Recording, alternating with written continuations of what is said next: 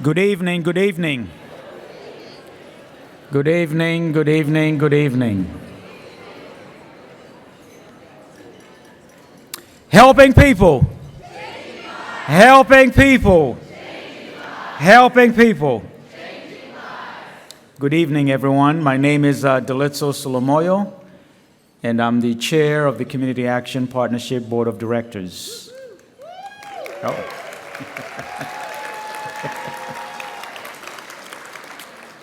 And on behalf of the Community Action Partnership Board of Directors and staff, it is my pleasure this evening to welcome you to a celebration of community action at this year's 2023 Annual Convention Gala. At this time, it is also my pleasure to introduce Dr. Gregory Pollard, who is a senior pastor and teacher at the Enon Church right here in Atlanta, Georgia, to provide invocation. Dr. Gregory Pollard.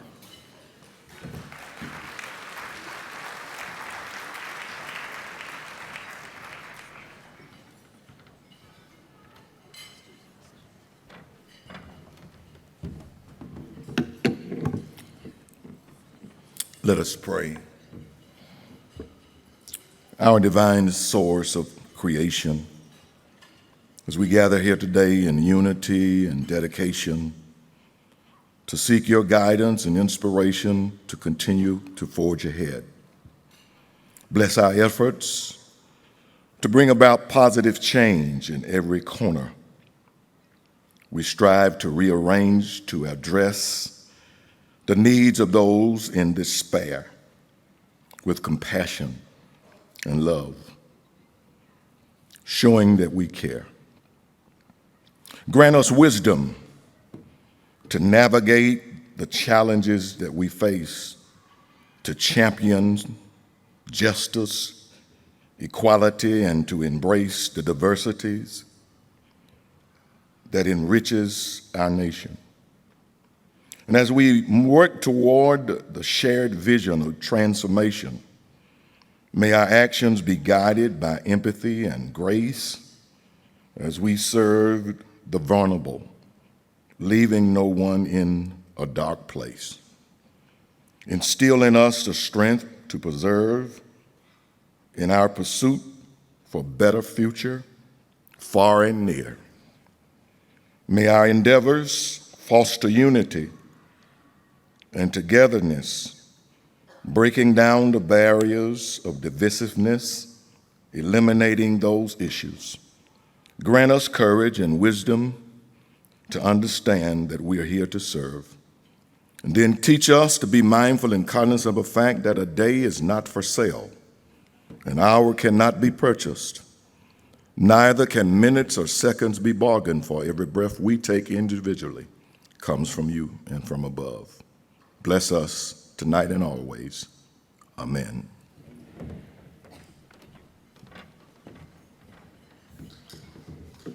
Thank you so much, Dr. Gregory Pollard, for that beautiful invocation.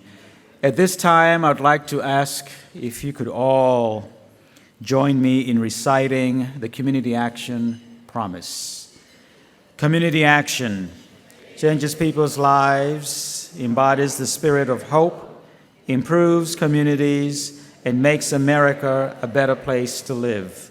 We care about the entire community, and we're dedicated to helping people help themselves and each other. And now it is my distinct honor and privilege to invite the current board members to come to the stage. Begin with Rick Baker, who is our first vice chair-elect.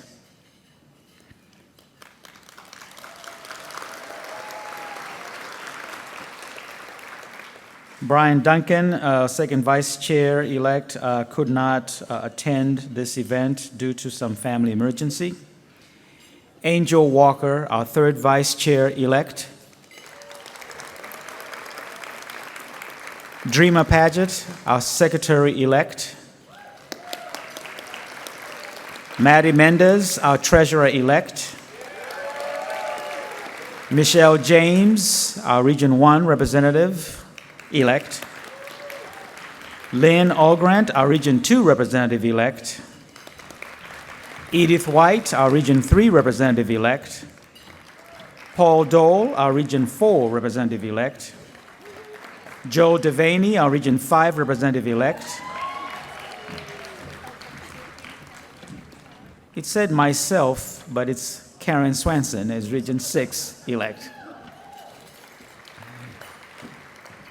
Carrie McCrory, our Region 7 representative-elect. Willie Soderholm, Region 8 representative-elect. We don't have a Region 9 representative. And then Anthony Peterson, Region 10 representative-elect. And I don't believe Anthony is here tonight. I think he had to fly back home. And then at this time, I would ask if Karen Swenson, our chair of the Nominations and Elections Committee, to please lead us in the installation ceremony and oath of office. Thank you, Mr. Chair. And I stand before you as a proud executive director for Greater East Texas Community Action Program, Region 6.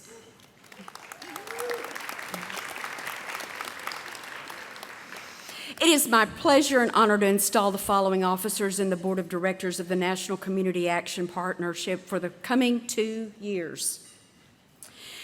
In the role you are about to assume, you are now identified as officers and members of your Board of Directors, dedicated to the best interest and the welfare of your membership. Please raise your right hand.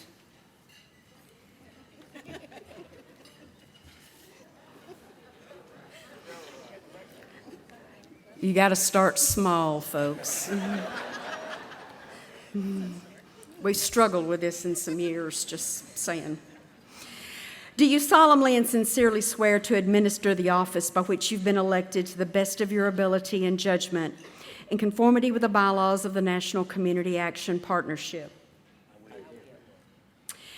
That you will promote the mission of the National Community Action Partnership and the network that it serves. That you will, as an officer of the Community Action Partnership for the next 2 years, continue to dedicate yourself to developing solutions to the problems of the poor. That you will not diminish your commitment nor efforts in confronting obstacles set before you to the achievement of a dignified, independent, self-sufficient life for all Americans. That you will, in your acts, be governed by the principles of honesty, justice, fair play, and in every manner possible, endeavor to promote and safeguard the best interests of the low-income community, the ideals and interests of the Community Action Partnership, and the welfare of all of its membership. If you so subscribe, please indicate by saying, "I do." I do. I now proclaim each of you duly and officially installed and inaugurated to the office to which you have been elected. You may lower your hands. Mr. Chair,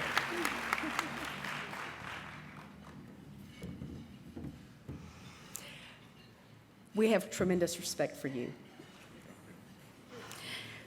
With the administration of this oath of office, you now continue to carry the duties and responsibilities of the office to which you've been elected. I wish to congratulate you on a second term, Chair Suimoyo. Your continued leadership of this body is critical, and we look forward to 2 more exciting years. Congratulations.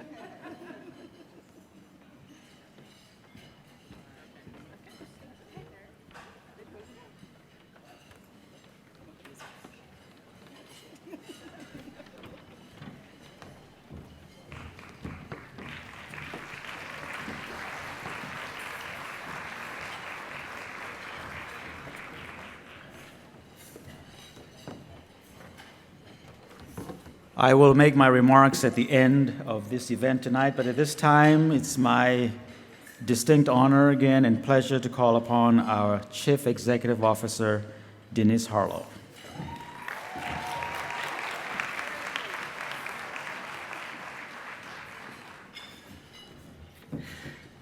I said you look good the other day. Boy, do you look good tonight. Woo!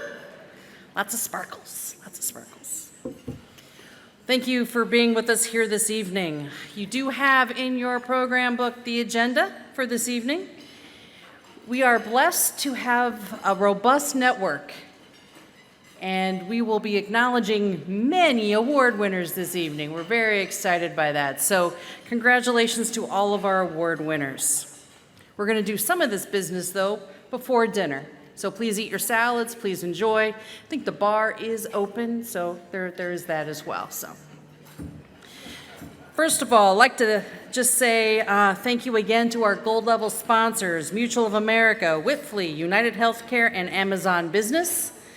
Without their support, we wouldn't be able to keep the costs as reasonable as we can, as we have. Our first acknowledgement this evening is that many of you who've been around a while remember Avril Wiseman. Avril worked for the Community Action Partnership for 28 years. The convention was her life's work oftentimes when she was at the partnership. This was her baby at that time. Jovita Tolbert, our senior vice president, has taken those reins and run with it. We thank Avril for her years of service and have given out a scholarship this year to a staff member of a local organization. This award is open every year, both to a staff member and a board member. We did not receive, I don't believe, a board member this year, but we do have Renee Vaughn, who's the program design facilitator at Sunbelt Human Advancement Resources in Greenville, South Carolina. If you can stand and be acknowledged, we'd greatly appreciate it. Congratulations. Thank you. And last year, our two scholarship winners were not able to be with us, so just want to acknowledge Marcia Cedeno and Cindy Lott from Hillsborough County Social Services in Tampa, Florida. If you could both stand as well. Thank you. Glad you're back with us this year. Okay.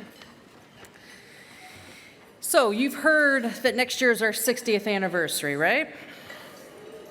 We're going to be in Seattle. It's kind of our COVID makeup space. That's why we're in Seattle. We're thrilled to be there. But it is an interesting location for our 60th anniversary, but we're thrilled to be there. We are charging, hopefully, the network with trying to get 60 agencies to commit to a bronze level, recognition level, silver level, gold level, or platinum level for next year. Over the last few years, we have revamped and modernized our Pathways to Excellence program.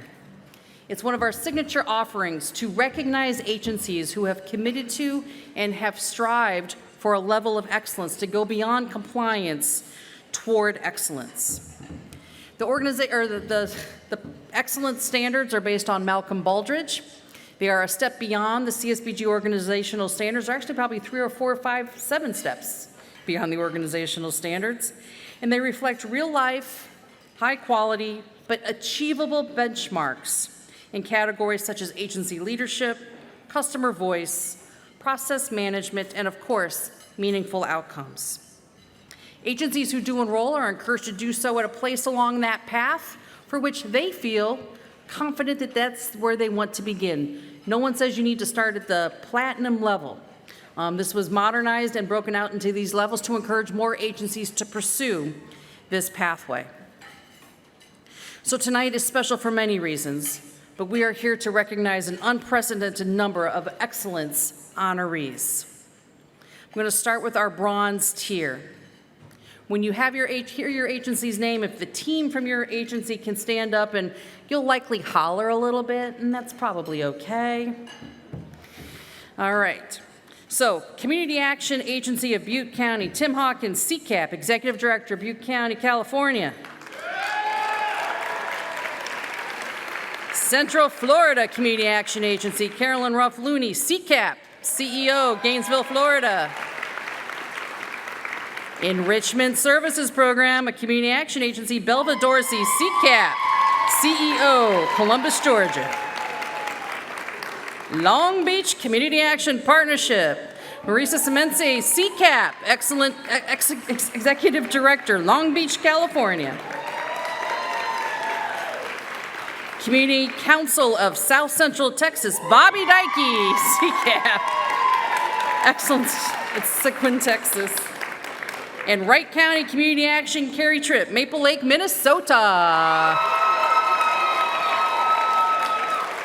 Whoop, whoop. All right, thank you. Silver tier, the next step up. How about this? You've had a chance to take your bronze investment and move it along the path. You've done a piece of the self-assessment. You've gotten some feedback on your plan. We have 3 silver recognitions this year. Community Action for Improvement, Jennifer Corcione, Executive Director, LaGrange, Georgia.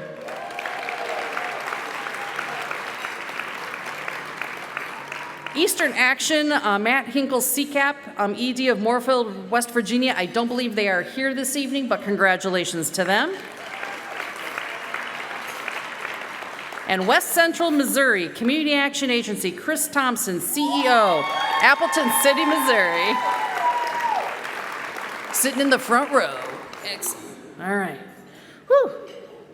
Did you notice how often I said the word CCAP after their names?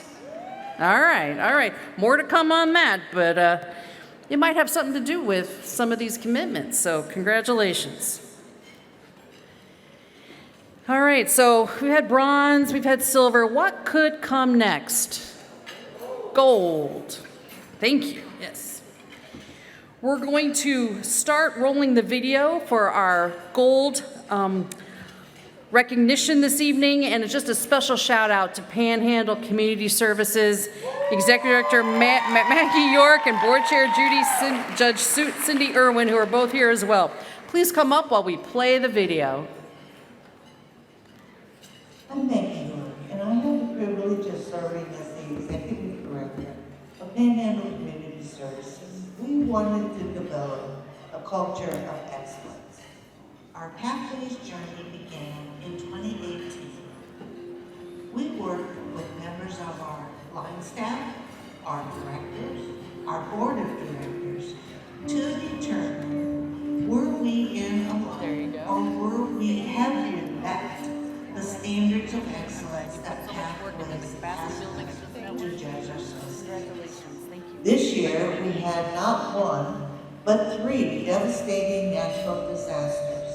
We had a flood in Hereford and Amarillo, and we had a tragic tornado in Barrington. But our staff pulled out all the stops. They were there. They were serving in excellence. They wanted to be the first responders.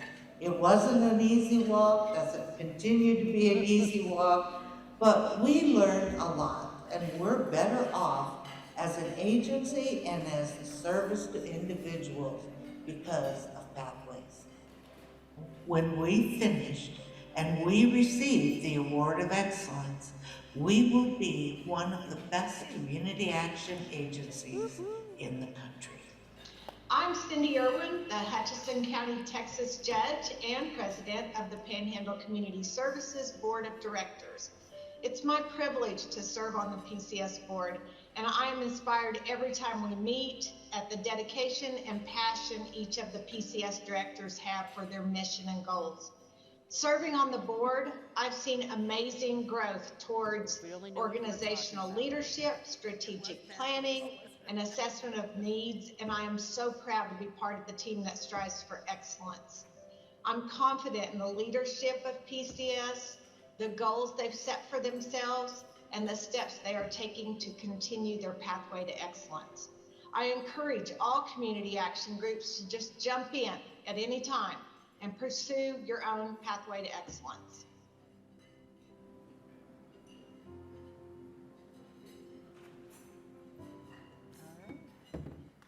Congratulations. Thank you. Thank you, Maggie. All right, have a good evening.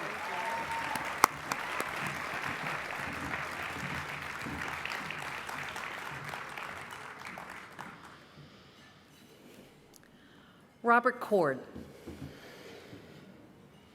Robert Cord was president and CEO of ABCD, and Sharon Scott Chandler, you may be in the room holding the legacy of Bob Cord in the work of ABCD and John Drew and now Sharon. Bob Cord Innovation Award was created in 2010. It's designed to honor a community action leader who exemplifies innovation, who exemplifies leadership, and embodies the spirit that Bob Cord brought to his work. It's meant to recognize exceptional creativity, innovation, and a commitment to community action. This evening, our Robert Cord Award winner, someone who I've known for several years, Clint Cottom, the Executive Director of the Community Action Partnership of Utah in Layton, Utah. You want to join me on the stage, Clint?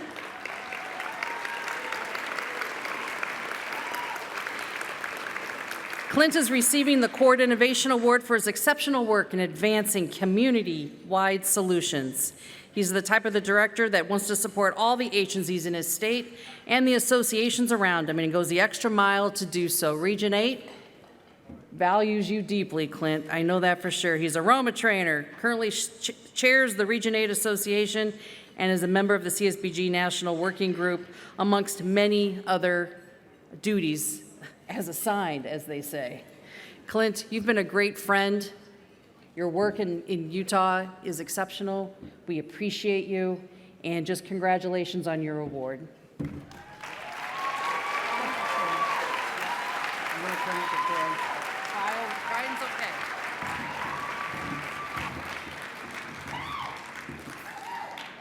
You know, this is worse than doing aroma training.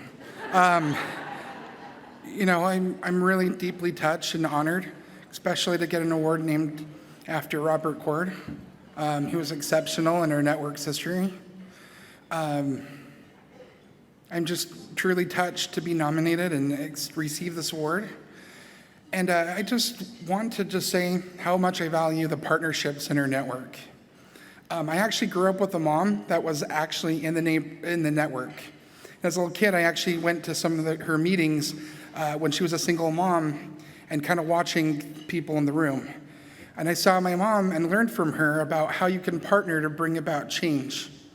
I know that she started the first community health center clinic in her area and the first transit in Cedar City in St. George, Utah. And I just learned to value the partnerships. I would like to just acknowledge all the great people in my network and the partners I have for this award. And I really also want to just acknowledge all of my peers in Region 8. We have an exceptional regional performance and innovation consortium. And without all of the state offices and state associations that work with us, I don't think we would be able to do some of these heavy lifts. So I also think that this award is in recognition of some of our excellent people in Region 8. And also I want to acknowledge Chris Rowe from Alabama, because I literally copied some of his innovation too, right? So I feel like, Chris, this is also a recognition for your work on broadband and some of these efforts that have inspired me too.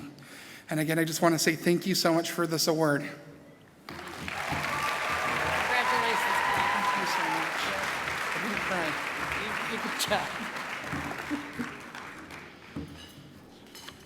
All right.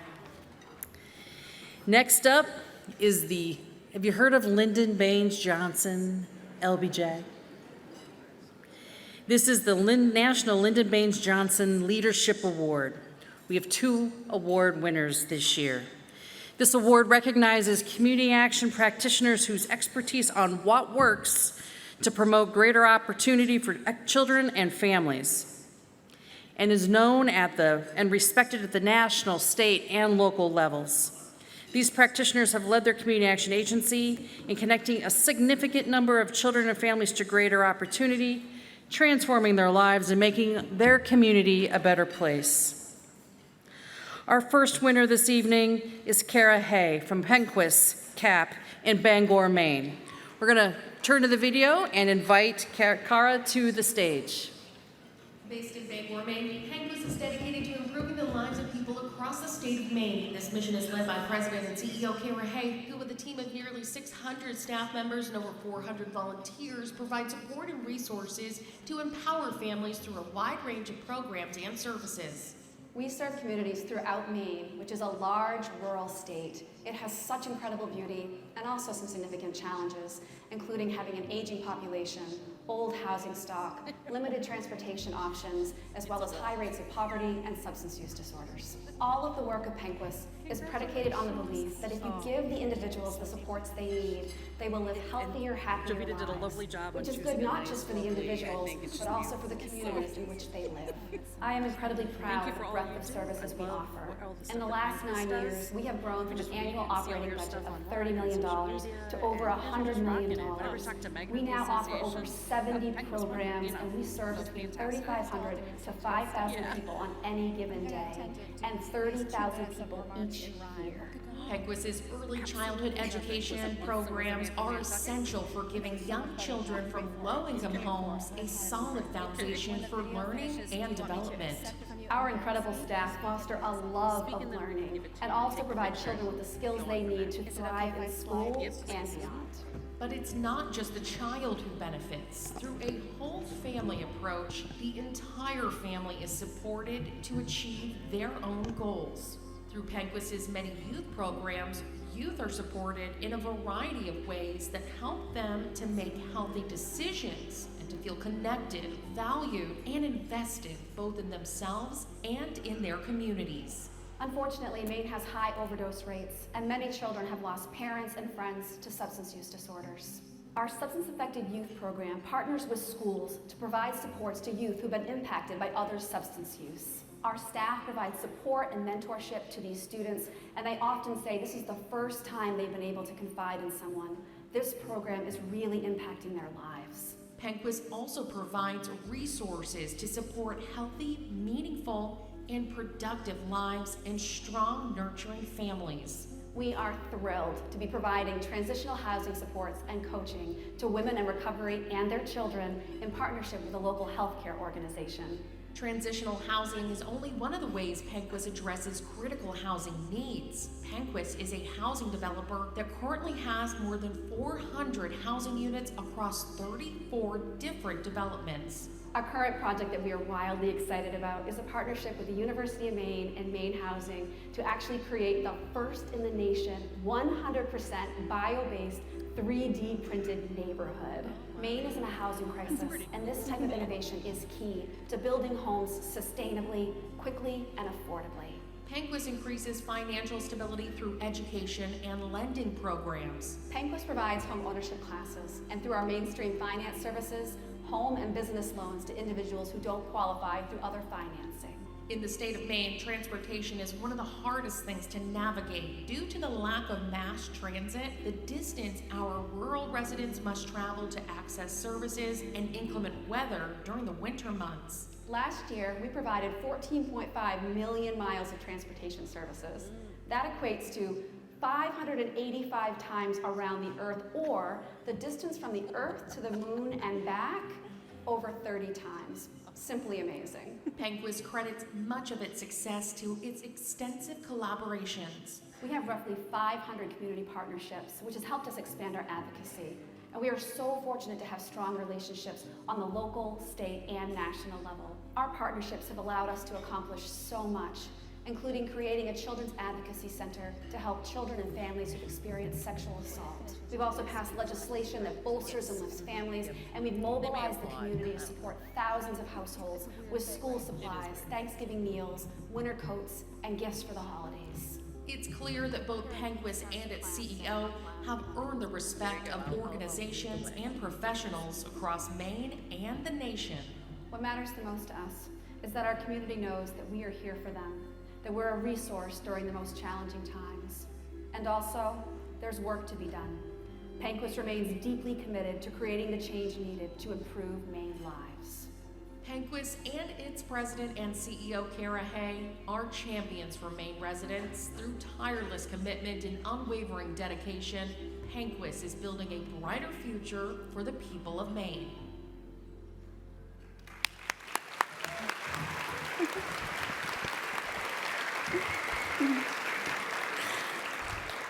Good evening, CAP friends. Salute to you all. In just the briefest of time, from the depths of my heart, a few simple words. Are you ready? Which I give to you now in rhyme.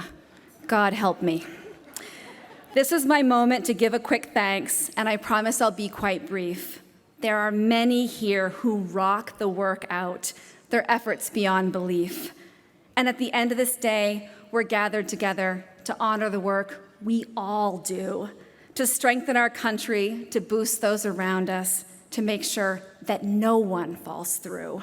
We're builders and planners, guiders and mentors, committed nonprofit leaders, community shapers, bold innovators, and talented funding pleaders. And now here we all are in the fabulous marquee at NCAP's most epic bash, dressed up in our finest, and with Denise's guidance, together we're making a splash. And I have the honor of standing up here, determining just what to say, to show my deep thanks for this amazing award named after the great LBJ.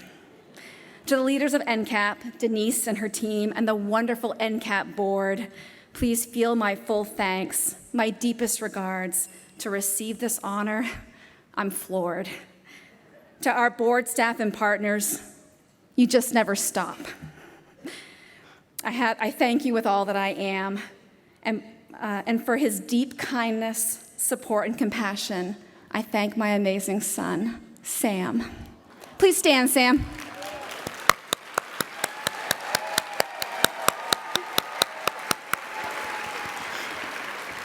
Okay, that's gonna make me cry.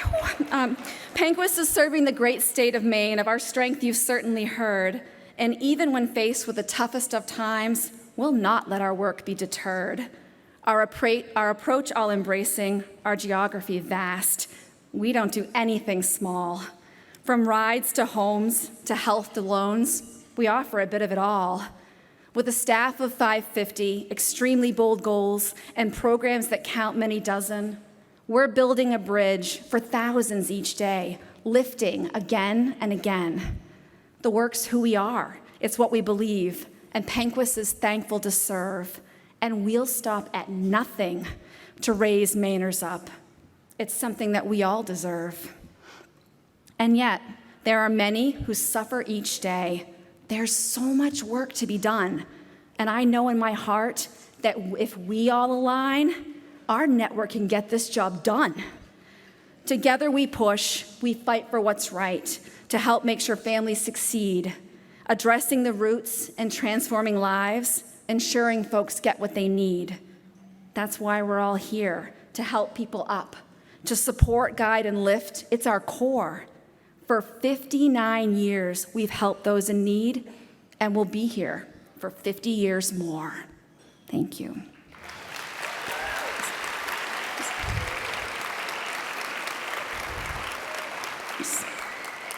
One final comment. That's the end of my poem, and just one final note. If our board ever cuts me loose, I recognize now my best plan may be to write like the good Dr. Seuss. Congratulations. Yep. You grab it.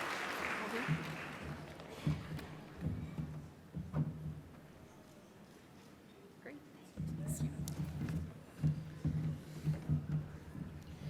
Oh, little poetry to start our evening. Excellent, excellent. Our next LBJ Award winner is somebody else who I've known for a long time. You have mentors, right? You have people that you run into over the years that stick with you, who bid against you for 50th anniversary posters, and I lose. I'm thrilled to let folks know that our second winner of the LBJ Award is Patrick McFarland from the Anoka County Community Action Program in Blaine, Minnesota. We'll play the video.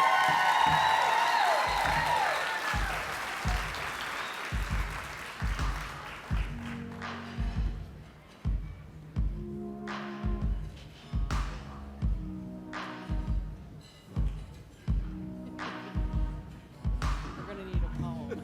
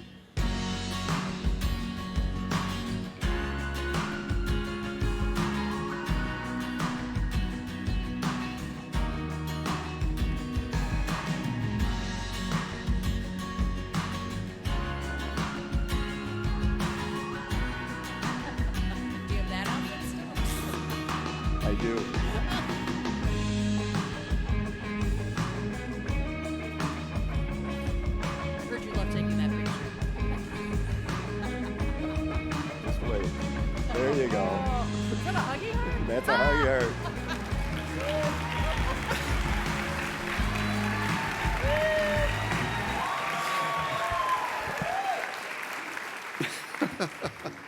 Great. I'm not above cheap theatrics to get some awards. Actually, I think you should give 2 LBJ awards to Kara. I'll give her mine after the session from Maine. I'm going to move to Maine, I think, from all that stuff that they're doing. I'm very honored to win the LBJ Leadership Award and to thank NCAP for picking me. And I'm sure there are many of you that are more deserving than I am, or just as deserving as I am. And I want to say that I'm kind of a background kind of guy, so I'd rather be back there standing and have somebody else up here, you know, but it kind of is what it is, and so I'm going to make the best of it. I want to point out that my board chair, John Erickson, who's standing right there, getting ready to, I think, okay. Okay, thank you, John. Keep up the good work. I also had my staff prepared my speech for me because they didn't think I could do it my own, but I screwed up my phone, so I can't use it. And I don't want these people over here from Minnesota to tell my staff that I screwed up my own cell phone.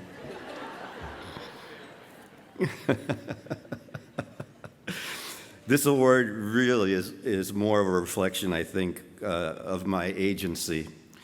The people that I work with at ACAP, Anoka County Community Action Program, who I've loved working with them for 50 years now, and continue to do so for a while anyways. But it's also a reflection, I believe, of the good CAP agencies we have in Minnesota. You know, we're excellent agencies there. We have a great state association. We have our great state partners. We have our federal partners as well. And I think working all that together seems to do great things for us. So I just really appreciate all that.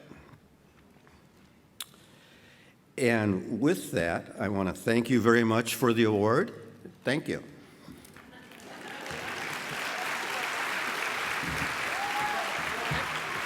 Here we go. Oh, there you go. Squish this way. Okay, switch this way. Congratulations. That wasn't so bad, was it? Oh, it wasn't so bad. Yeah.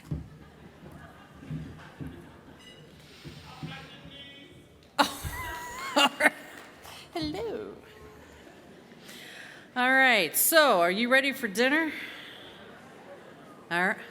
No? All right, we can keep going. All right, we are going to take about 15 minutes or so for dinner. Now, I know there are some new CCAPs in the room, right? So as we serve dinner, CCAPs, you're going to have to eat a little bit later because we're going to need you to line on up, right? All right, you ate your dessert first anyway, and you know it, I know it, we all know it. All right. Exactly. All right. Enjoy dinner, everybody. Thank you. Hope you all enjoy your dinner as we go, but we are going to move on with the program. And I'd like to introduce myself. My name is Paul Dole. I'm President and CEO of KCOC Community Action Partnership in Southeastern Kentucky.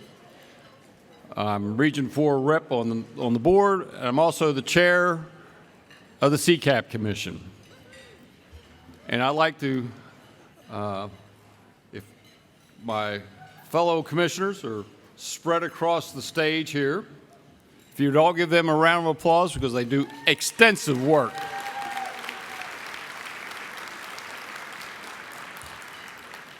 tonight is a real privilege because we get to recognize the brand new CCAPs in the network. And so as they come across the stage, please give them the recognition they deserve because they worked very hard to receive this recognition as a CCAP. CCAP is that certification that they are professionals in community action work. They know what to do. They know how to be a community action person. So please give them the recognition as we come through. Now, and I'm also going to say, I'm going to first apologize. One, for those of you who are in the morning, I got new glasses so they won't fall off. And second, I don't guarantee to get all the names straight, and Arlene's going to help me out. And she won't get them all straight either. So, but we will do our best, and we apologize to those that when we do it in advance. So, here we go. From Community Services in Texas, Rachel Ade Tukumba. I don't know.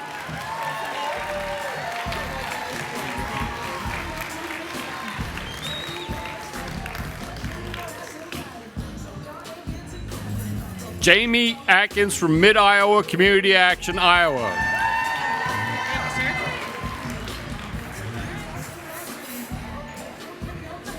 Gabriel Alexander from Community Action Partnership of Kern, California.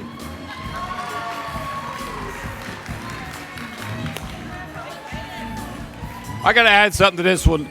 We're at the reception, and she says, we're all around with the board members around this table there, and she said, how many of y'all, how long have y'all been CCAPs? And I'm trying to ask her, and I'm sitting there and go, I'm an original. So, but anyway, Gilda Aragon, Fresno Economic Opportunity Commission, California.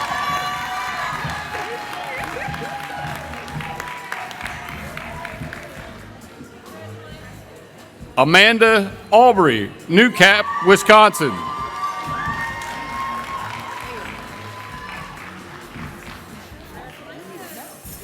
You're going to stick me up there, okay. Mark Baker, Crawford Sebastian Community Action Council, Arkansas.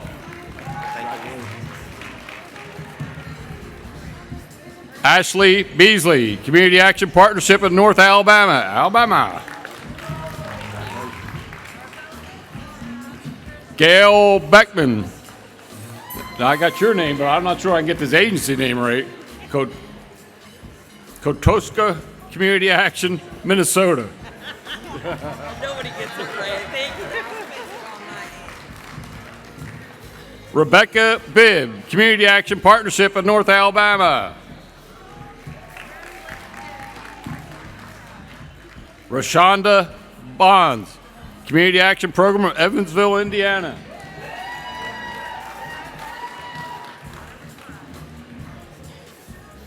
Joseph Burhype, Lake Pines Community Action Council, Minnesota. Michael Burnett, Concacho Valley Community Action Agency, Texas. Amanda Busey, Wright County Community Action, Minnesota. Denise Castley, Gateway Community Action Partnership, New Jersey. Amanda Sisma, Step Up Suncoast, Florida.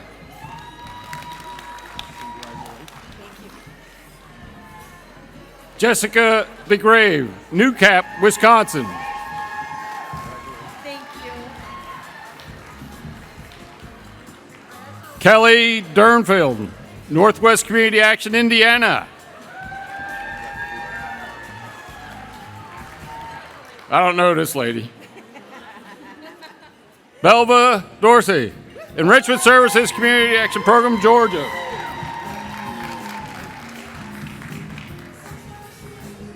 Carrie Dotson, Lifeline, Ohio.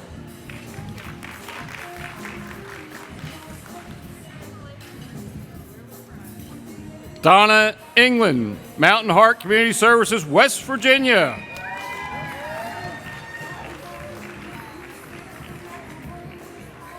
Denise Freeman, Community Services, Texas.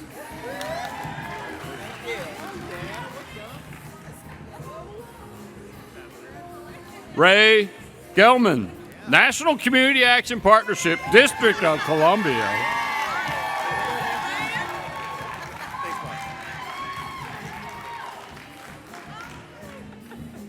Carrie Gibson, Association of National Certified Roma Trainers and Implementers, North Carolina.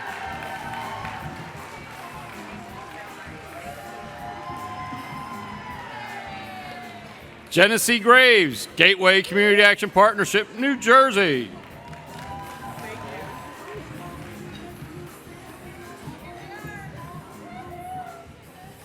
Reynold Hall, Big Sandy Area Community Action Program, Kentucky.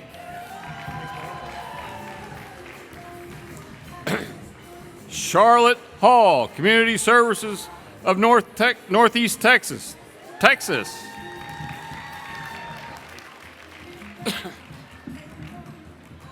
Megan Hernandez, Wahhabi Ottawa Community Action Partnership, Minnesota.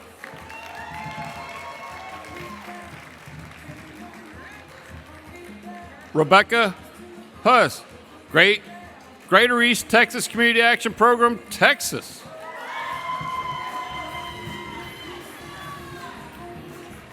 Timika Jackson, Community Action Council, Kentucky.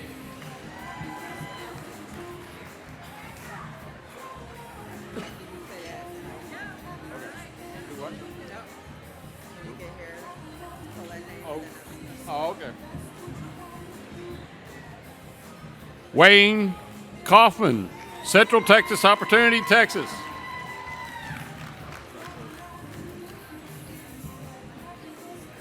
Paul Lalone de Ladonia, Cedar of Cook County, Illinois. I'm not sure I got that right. I apologize.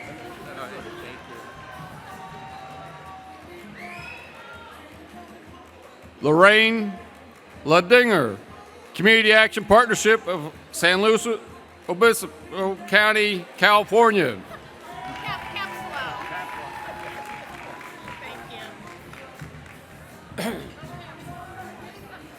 Medenda Lesser, Mountain Heart Community Services, West Virginia.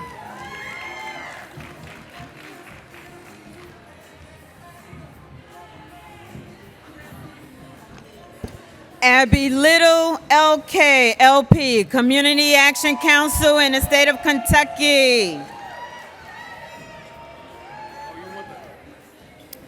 Deanna Lowry Green, Combined Community Action in the state of Texas. Niecy Mac Palmer, City of Fort Worth Neighborhood Services Community Action Partners in the state of Texas.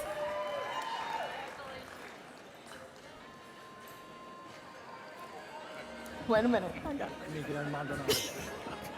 Miguel Maldonado, Gateway Community Action Partnership, New Jersey. Emma. No, where's your card? Miguel? It's behind his. Make that shift. Yep. Jonathan? Jonathan Mashon, United Community Action Partnership in the state of Minnesota. Emma Marcicano, El Paso Community Action Program, Project Bravo in the state of Texas. Megan Martinez, Community Action Council in the state of Kentucky. Sierra McFallon, Lakes and Prairies Community Action in the state of Minnesota. Tiffany McKenzie, Central Florida Community Action Agency in the state of Florida. Charlotte McKinney, Community Action Council in the state of Kentucky. Haley Mincy, PACE, Community Action Agency in the state of Indiana. Robin Moses, Crawford Sebastian, Community Action Council in the state of Arkansas. Caitlin Mosley, Panhandle Community Services, the state of Texas. Jennifer Mueller, Southeastern North Dakota Community Action Agency, the state of North Dakota. Stephanie Munger, Mid-Michigan Community Action Agency, the state of Michigan. Jesse Murphy Hill, Rural Resources Community Action, state of Washington. Melissa Nelson, North Iowa Community Action Organization, the state of Iowa. I need some more cheers. You're getting a little dead, thank you. Sylvia Ortega, Community Action Partnership of Kern, state of California. Kevin Otie, Hampton Roads Community Action Program in the state of Virginia. Kathy Patrica, Step Up Suncoast, the state of Florida. Jacqueline Pillay, KCOC Community Action Partnership in the state of Kentucky. Mark Polega, Mid-Michigan Community Action Agency, the state of Michigan. Come on, beautiful, you're gonna walk.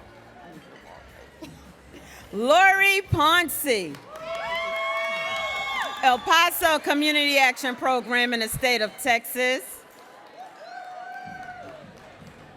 Celeste Presley, Community Action Council, the state of Kentucky. Stacy Rachoy, Pace Community Action Agency, the state of Indiana. Leslie Rivera, Gateway Community Action Partnership, New Jersey.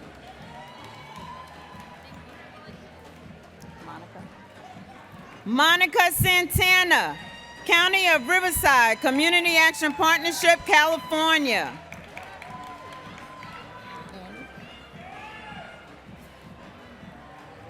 Annie Shapiro, Minnesota Community Action Partnership, Minnesota. Jennifer Soyle, Mahabi Atwa Community Action Partnership, Minnesota. Kevin Stinson, Big Five Community Services in Oklahoma. Val Tate, Community Action of Greater Indianapolis, Indiana. Tim Thrasher, Community Action Partnership of North Alabama, the state of Alabama. Ashley Todd, Gateway Community Action Partnership, New Jersey.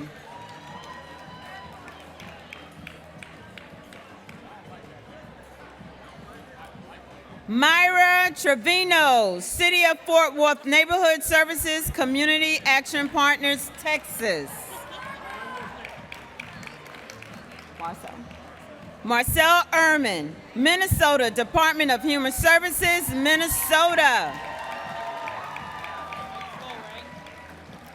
Jesse Vasquez, El Paso Community Action Program, Texas.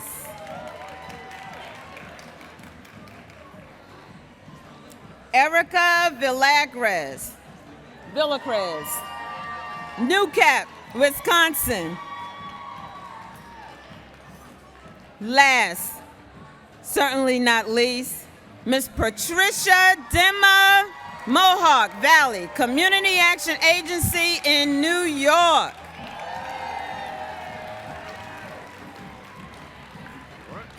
We made it.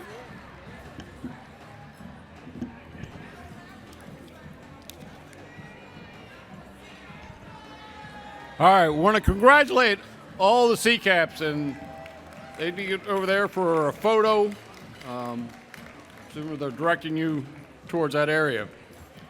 I also want to recognize all the renewing CCAPs. So if all the renewing CCAPs that were recognized yesterday at the lunch, if you'd all stand, all those that are renewing their CCAP.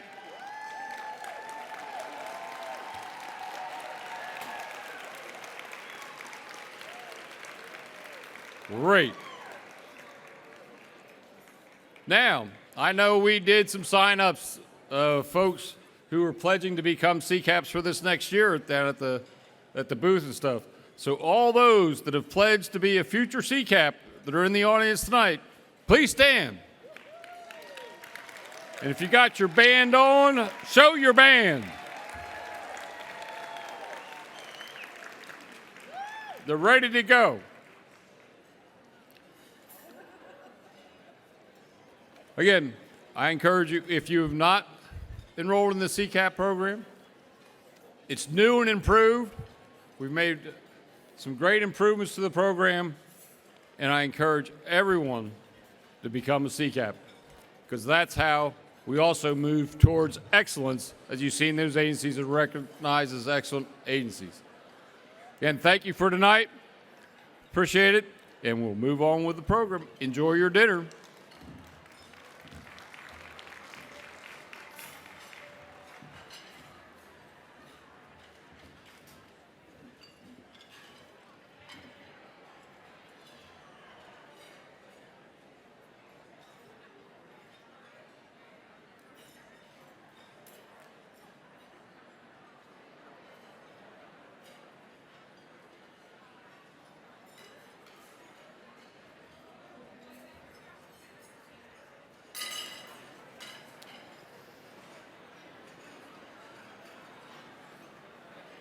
All right, Johnny, we're going to keep it going? All right.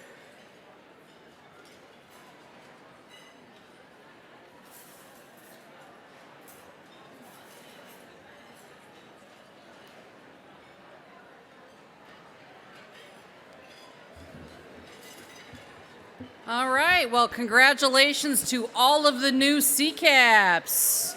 Woo-woo! And I know many of you, I saw some of the bling, right? For people who are going to walk the stage next year in Seattle. Walk the stage next year in Seattle. Doesn't that have a good ring to it? I hope many of you will join us as certified community action professionals. What was that? Yes, if you have gotten your CCAP this year, please hang around. We'll do a group photo at the end of the awards ceremony. Same thing with the board of directors, probably. You may want to stick around.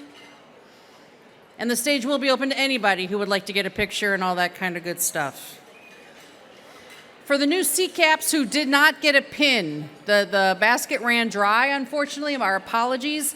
Let us know, and we will make sure to get you a CCAP pin. So you will get a pin. You worked hard for it. All right, let's continue the program. I'm going to call the room to order. Maybe. Not going to work, is it? All right. I know it's a festive evening, and we just had the music playing.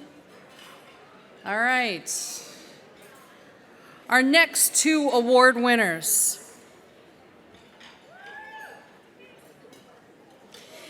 We are going to give two awards for the National Sergeant Shriver Personal Achievement Award. These awards tend to be some of the most special ones we give out on an annual basis.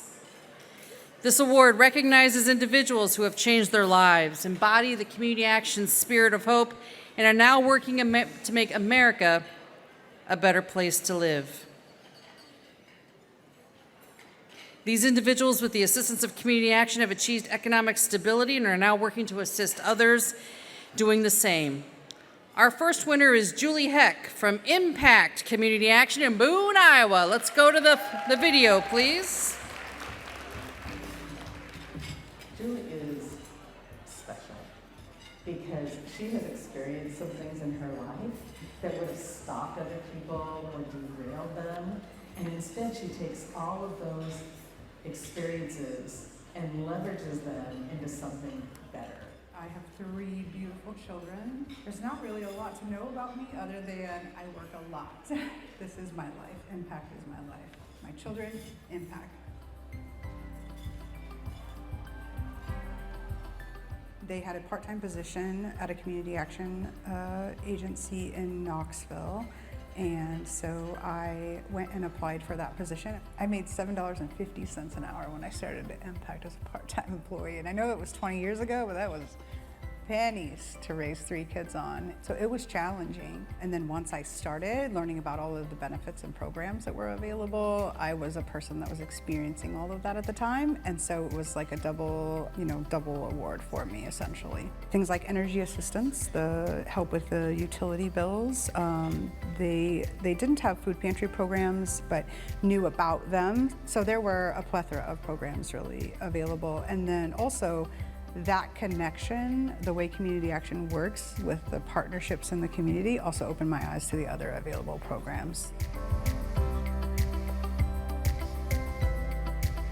An opportunity came up to run one of the pilot programs that the state was doing around energy, and I was really interested in that because it had a bigger impact, and I could shape policy and procedure and have some input on how these programs were running, so that there was a voice at the table that was representative of the folks that were experiencing poverty. I knew that I wanted to lead the organization at some point. Like, that's been a goal since the very early days, and so Laura and I had actually discussed many times, like, you're gonna need a degree to get that, thing, and so that's the next step to work on. She had 3 kids, a single mom. She went to college full-time and worked full-time. We all supported her and encouraged her to do this, but she did it really, really well. When I left, I told Ann she'd be ridiculous not to give her the job as assistant director. And I took that to heart and elevated her very quickly into that role. Throughout that merger, I have run family services. I've done the HR aspects of the work, and then finally culminating 2 years ago with leading the leadership team. One of the things that Julie is in charge of is our HR component and onboarding. She has helped integrate one of what I believe to be the best interview questions at a community action, which is, why are people poor? For me, it's important to lead by listening and showing empathy. And we have to have people in our organization that share our services and programs with people in the same way, that they lead by listening, they lead in empathy. That's really difficult to do if you don't understand why people are poor or how they get to be poor. She is my #1 learning partner, but along with that, the staff that she supervises gets to benefit from that as well. Me seeing how she treats everybody and how everybody, wants to get that feedback from her or looks to her for guidance, I appreciate that. One of the greatest assets that Julie brings to our work is her belief in the potential of every family that we serve. And she wants to be able to provide that opportunity for all families who interact with community action. She brings the voice of families to the table in every discussion that she's a part of.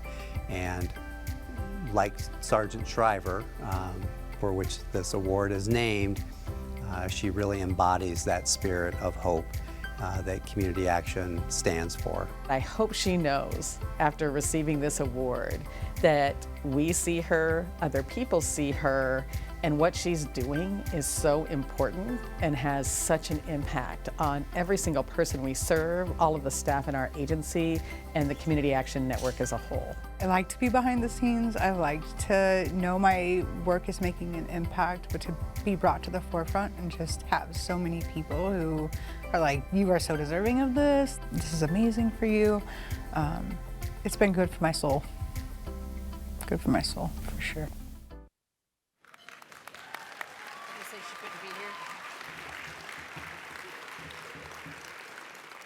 Julie cannot be with us this evening, but Ann Bacon, the CEO of Impact, is here to accept the award on her behalf.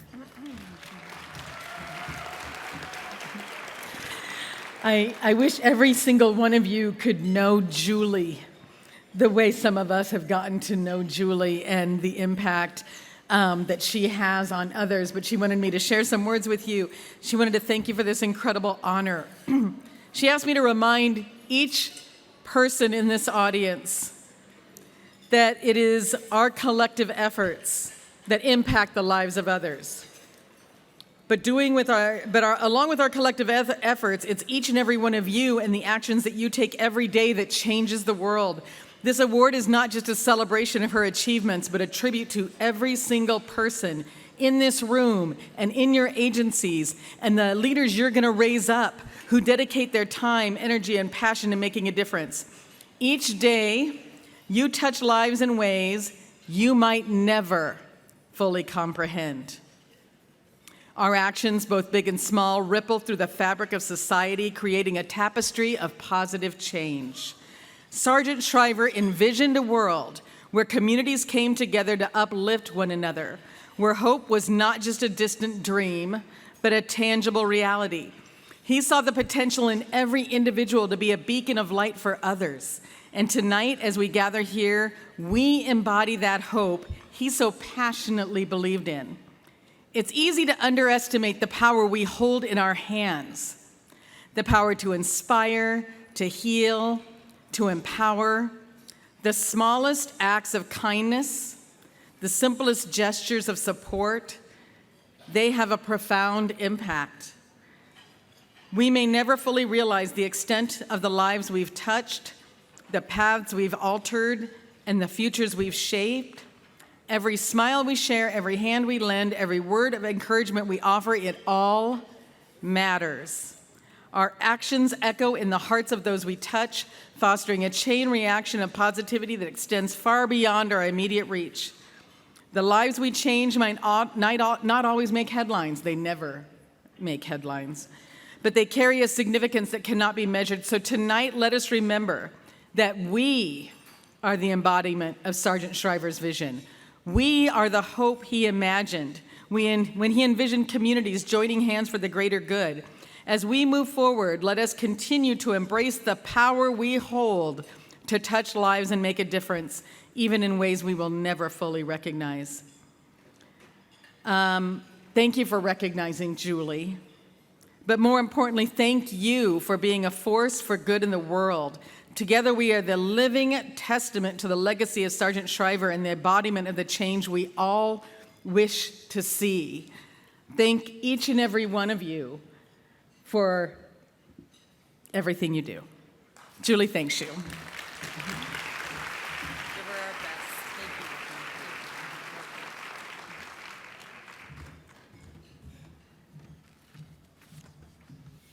Thank you. Thank you, Ann, and congratulations, Julie.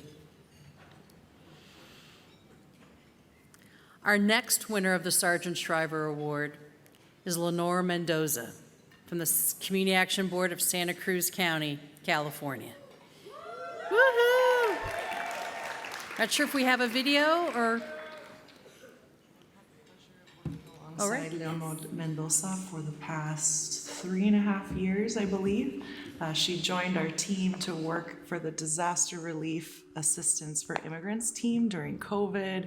What we didn't know at the time was how much of an asset she would be to our team. And she has shown us every day and every step of the way how incredibly brilliant she is, and showing her ability to be responsive to the needs of the community. Leonor has a lot of lived experience. She speaks from the heart. She advocates with a lot of passion. She has a hunger for learning.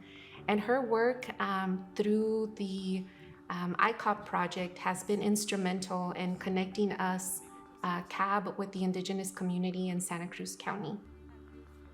Leonor crossed the border to the United States from San Martin Peras, Oaxaca, Mexico, and began working in the strawberry fields in Watsonville, California when she was 13 years old. While other kids her age, born stateside, were learning literature and sharpening their skills in math, Leonor was working 10-hour days, planting and harvesting berries for all of us to eat. After getting married at 18, having 4 kids, and continuing to work in the fields for over 15 years, Leonor decided it was time to study to get her GED. Her dedication and hard work made getting her GED possible after studying for a year in between jobs. In 2017, Leonor got her GED and decided to continue her education journey, studying English as a second language. Towards the end of the class, Leonor's ESL teacher encouraged her and her fellow students to apply to jobs around town as an opportunity to practice their English. Demonstrating her trademark bravery and optimistic sense of humor, Leonor applied at the Community Action Board of Santa Cruz County, CAB, without knowing where it would lead. Much to her surprise, she was hired by CAB in May 2020 to support the distribution of over $2.5 million in direct aid to undocumented adults in California through the Disaster Relief Assistance for Immigrants state program. I admire that she was able to get to where she is at now without the kind of support that someone usually has. When it comes to our relationship as sisters, whenever I need some kind of support, she has always been there for me. She really loves to help other people. She's the first staff person at our agency who speaks Mixteco and is fully trilingual. And I can't even tell you how much of a change that has brought for the better for our agency. Leonor was instrumental in supporting CAB and the Community Action Plan process. Because of Leonor, we were able to host a number of focus groups in Indigenous in Mixteco. And she facilitated, she helped organize, and really gave us an opportunity to bring in the voices of the community that has largely been left out of the conversation. And so I'm extremely grateful to have the opportunity to grow alongside her. People come to community action for different reasons, and for some people it's a stop along the way, right? It's a stop along their bigger career paths, their vision for themselves, and they come and they do good work and then they move on. And some people come to community action because they believe they can change the world. And Leonor is one of those people. She can change the world. She has changed our agency.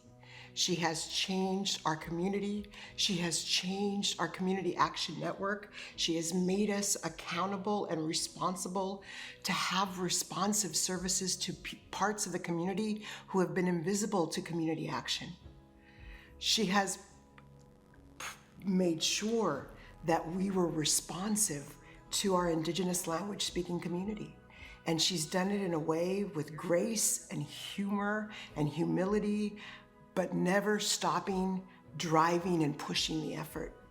And to me, that's a change maker. To me, that's why she's getting this award, because she has made us better for the community that we serve. She has brought to light stories and narratives around the experiences of our Indigenous language community that community action didn't have insight to before.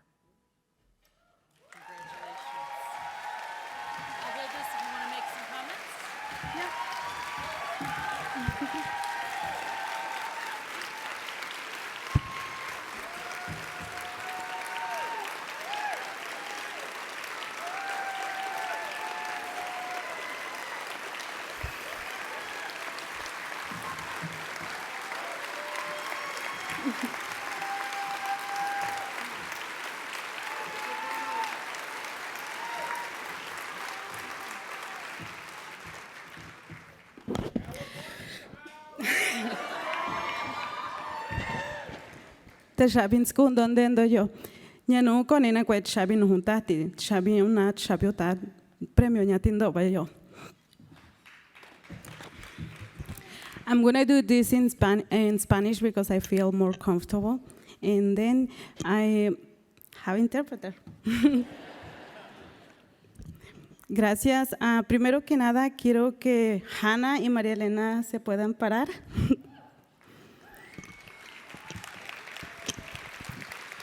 Yeah.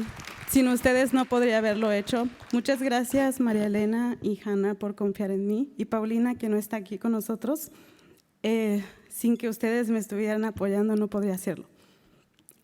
Y, quiero agradecer por el premio, por tomar en cuenta a la comunidad, por tomar en cuenta a CAB, tomar en cuenta en California.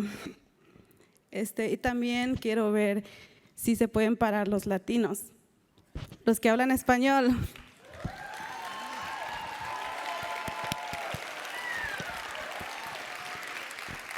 Sabemos lo importante que es para nosotros el que nos hablen en nuestro propio idioma y se nos respete. Y estamos empezando a dar pasos pequeños en Community Action. Tenemos un intérprete.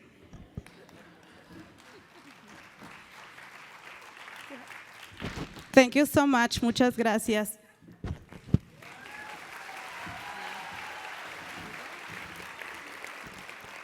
So first in Mixteco, from Mixteco into English. Good afternoon.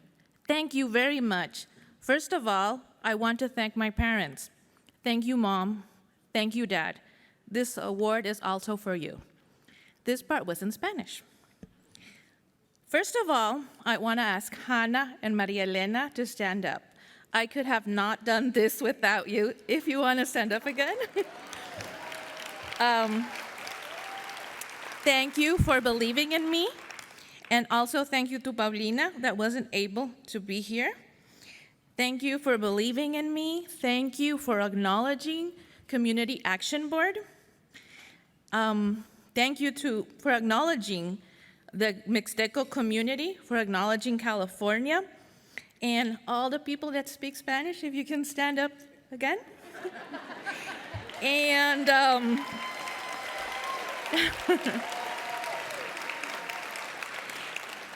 I think you all know how important it is to receive the information in your own language, and Community Action Board is really taking acknowledgement of that. We have an interpreter, so thank you so much.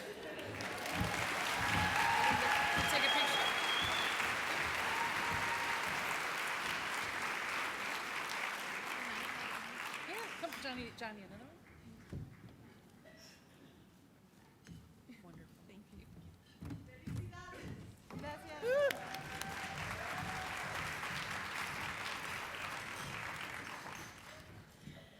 I'm going to invite Delizzo back up to the stage for a couple more awards on.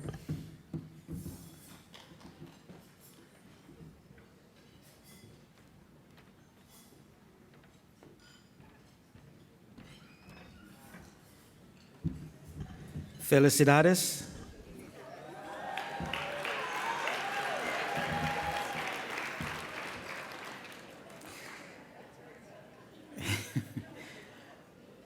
I'm going to present the National Drum Major for Justice Award. This award recognizes individuals who have not only worked to examine structural race, gender, and other iniquities within their community action agency and community, but also have built the capacity to address equity within their agency and communities to ensure all families have access to opportunity. Our first winner is Terry Talbert with the Economic Opportunity Authority of Savannah Chatham County, Incorporated, Savannah, Georgia. Let's cue the video. Opportunity Authority of Savannah, Chatham County has been around for nearly 60 years, and Terry Tolbert has been there for 50 of them. Yeah, pretty impressive. Working in many different roles over that time, Terry has spent the past 2 as the executive director. But no matter what position he was in, it was always exactly where he was supposed to be, even if he didn't realize it at first. Terry Tolbert has certainly had some fun over the past 50 years. I was going to bop and weave, but I changed my mind. Even if this wasn't originally the plan. No. Absolutely not. I thought I was going to be going to like 5 years. So how did that 5 years become 5 decades? 'Cause it's fun. Admittedly, Terry might have a different definition of fun. See, growing up in Savannah near Crawford Square, Terry had his fun fighting for change. When I lived down there as a child, all those parks downtown were recreational parks. And then they started changing it to, I call passive parks. And we prevented the only park downtown from becoming a passive park, 100%. That's why the basketball court is still there. And he got comfortable dealing with the uncomfortable. He said, why are you doing this? You upsetting the status quo. I said, too bad. The status quo needed to be upset. So after Terry graduated, he took a job with the EOA and started having some fun. We knew that nothing could happen in a community unless the community got involved and made some substantial noise about things being changed. Helping usher in programs for high school dropouts, homeless veterans, bringing in a community garden, Head Start, foster grandparents, and more, each holding a special place in his heart. There's just so many things that you just can't point to just one. And while there's plenty of things Terry could hang his hat on looking back over the past 50 years, he's busy looking ahead. Is it finished? No. Will it ever be finished? I never think so. As we get one person out of poverty, there's another one that goes into poverty. So maybe that's why Terry still hasn't walked out that door for good, because there's still work to do for the community he cares about. He doesn't plan on giving up, so neither should you. I think people should never give up. I think it's important that when it looks like the doors are closing, just remember that it's not totally shut. The cemetery that's right across from us, and sometimes I tell younger people this and even older people that inside that cemetery are dreams that were not fulfilled because they gave up, because they quit and they gave up. And what I would say is that, yeah, it's hard, it's difficult, it's challenging, but never give up and never take no for an answer. I love his zeal, like after 50 years, you'd think, oh, I'm feeling a little tired. Right. Lacking motivation, and he's ending so strong. It is amazing. I love that you point that out too, Becky, because there's plenty of times where, he even says, there's always going to probably be poverty and be issues, and that could really break somebody down, but he looks back at the change they've been able to make, and I think he feels like, well, I'm going to see this through. I'm going to be here as long as people need me to be here, and there's something really respectable about that. So infectious. That's only going to inspire more people. Yeah, and so he's training the folks under him. They're all so talented, so kind over there at the EOA, so we're lucky to have them right here in our community. That's right. Well, coming up, we're going to give you a look at some of the top local stories that you'll see us covering.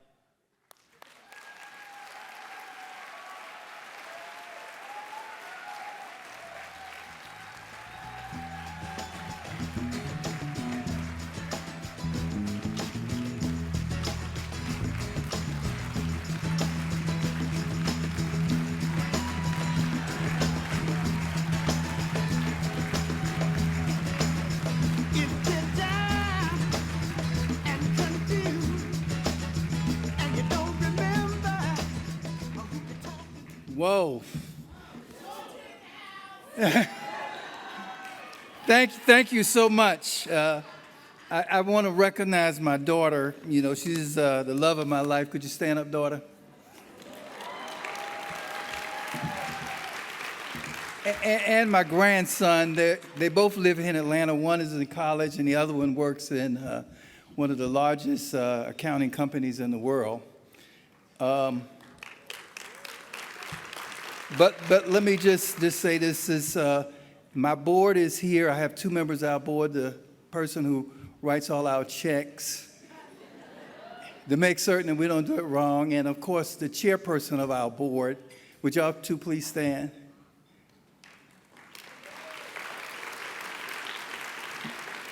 Now, I'll say this, Karen, who is the chairperson of our board, I met her years ago. I was the president of the National Federation of Housing Counselors as an employee at EOA, and she worked for Jack Kingston in Washington, D.C. And, when I was doing my internship with David Bradley, she didn't remember that I came to her office, but she decided, and she works for one of the largest employers in our county, international paper, and she decided to come over and brought another person worked with one of the largest corporations in Savannah, Georgia Ports Authority, which is the second largest port in the country that serves on our board. And they have been very gracious to me in my position to do some creative things just in the last 2 years that we're proud of. But let me just end this because they told me 2 minutes, and my executive director always do this to me and tell me to shut up. Ladies and gentlemen, esteemed colleagues and champions of justice, I stand before you today with profound gratitude and deep humility as I accept the Drum Major Award for Justice. This honor presented by the National Community Action Partnership this year at that annual training convention holds immense significance as it symbolizes a collective commitment to positive change and an unwavering pursuit of justice. To receive an award named after the words of Dr. Martin Luther King, Jr., who famously spoke of being a drum major for justice in 1968, is a profound recognition of the ideals that have guided my journey over the past 50 years. As I reflect on this milestone, I am reminded of the monumental speech delivered by President Johnson in 1964 that marked the beginning of the national effort to wage war on poverty. Today, we stand as the torchbearers of that legacy, continuing to fight for a more just and equitable society. This award is not just a personal achievement, it is a testament to the dedication of countless individuals who have contributed their time, talents, and passion to the agencies I've had the privilege to serving for 5 decades. The support of the board of directors, the tireless effort of my colleagues, and the trust of the communities we serve have been the driving force behind our collective impact. As we gather here at this convention, we're reminding that the work we do is not just a response to the challenges of the present, but a commitment to shaping a better future for generations to come.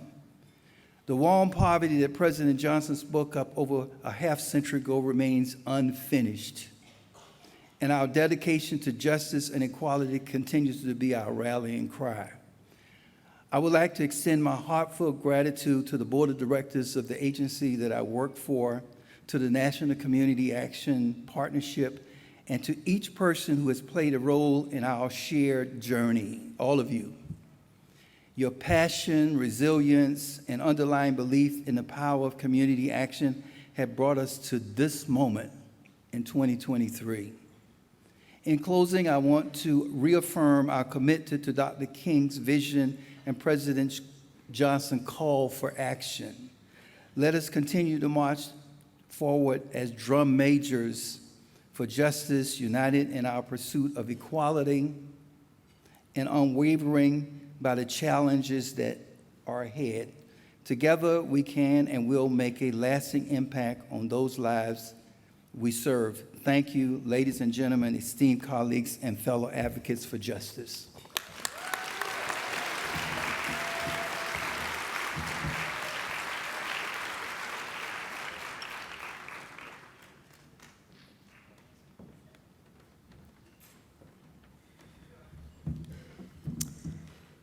And our next award winner is Jerome Underwood with Action for Better Community Action Incorporated, Rochester, New York. Let's cue the video. Beautiful island of Antigua, a little bit of paradise, and the larger of the Twin Island state, Antigua and Barbuda. From a very early age, my siblings and I learned the value of being of service to others. We learned that in the public market, helping our grandmother, who was a vendor there.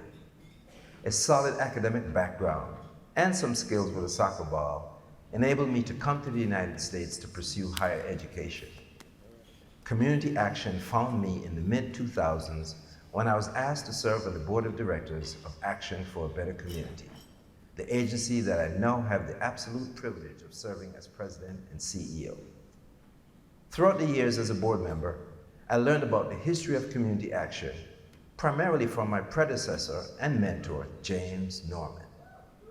I also learned quite a bit from my community action colleagues in our New York State Association, and yes, so many of you in the wider network. I'm fortunate to lead a team of deeply committed people at ABC. This recognition is as much theirs as it is personal.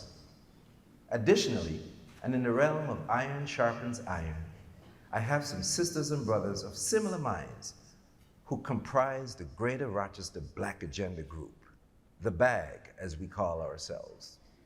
When we put our heads together, good things happen for our community. It was the BAG that in May of 2020 declared racism as a public health crisis in Rochester and Monroe County. That, in part, led to NCAP making the same declaration a year later. The knowledge gained from so many, when commingled with my personal growth and development, revealed a very clear picture of what my purpose is. Through these various interactions, I grew to learn that my primary virtue is justice. Seeking it for those who have been marginalized is what I must do.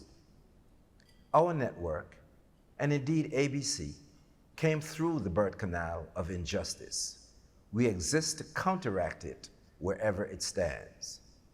One of my favorite quotes regarding this work is by Brian Stevenson of the Empire Justice Initiative. He said, "The opposite of poverty is not wealth. The opposite of poverty is justice." Another favorite is by our very own Lois Carson. She said, "We are justice workers." Truly believe that. And yes, equity is our North Star. The work is difficult, but it is honorable. It requires courage and it requires grit. I was honored to nominate Jerome for this award because he's putting his drum major instinct to the purpose Dr. King called for. To be there in love and in justice and in truth and in commitment to others so that we can make of this old world a new world. Whether it's advocating for closing the racial wealth gap, removing health disparities, obtaining equal pay for women, or making child tax credits permanent, we are committed to equity and justice for all, regardless of where they live, what they look like, or who they love. So I think that when we look at this notion of structural inequality, we recognize that people like Jerome have the capacity to make change happen. He sees the possibility of it and insists that it happens. And so what is so exciting about him receiving this award is because he is someone, a man of action, literally of action. Congratulations, Jerome Underwood. I'm very proud to accept this prestigious Drum Major for Justice Award on behalf of the staff, board, and volunteers of Action for a Better Community. I'm personally filled with gratitude for the recognition and validation of our work. In closing, I must say thank you to my amazing wife, Lorna, our children and extended family who continue to provide immeasurable support, guidance, and unconditional love. Also, I know this makes Granny very proud.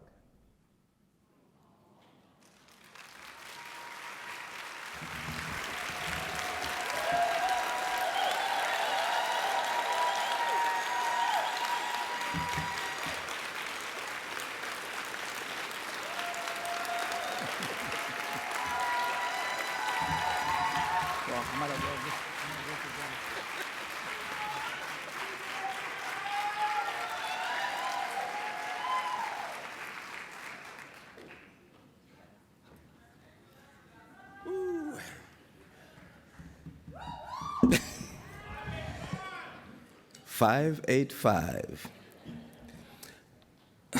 There's so many things to say in this short space of time, but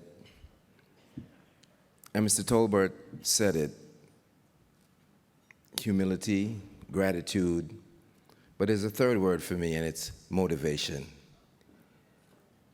We have so much work to do, but it's really, really good to just recognize us for a moment. And as the video mentioned, all the people who work for ABC my mentor, James Norman, who so many of you know. Yes, yes. I've learned so much from him and so many of you. And at the same time, when people ask me, what's my vision for ABC? I said, that's the easiest question you could ever ask me. And my vision is that we shut the door. Why? Because there's justice and equity, and people have what they need. That's my vision for ABC.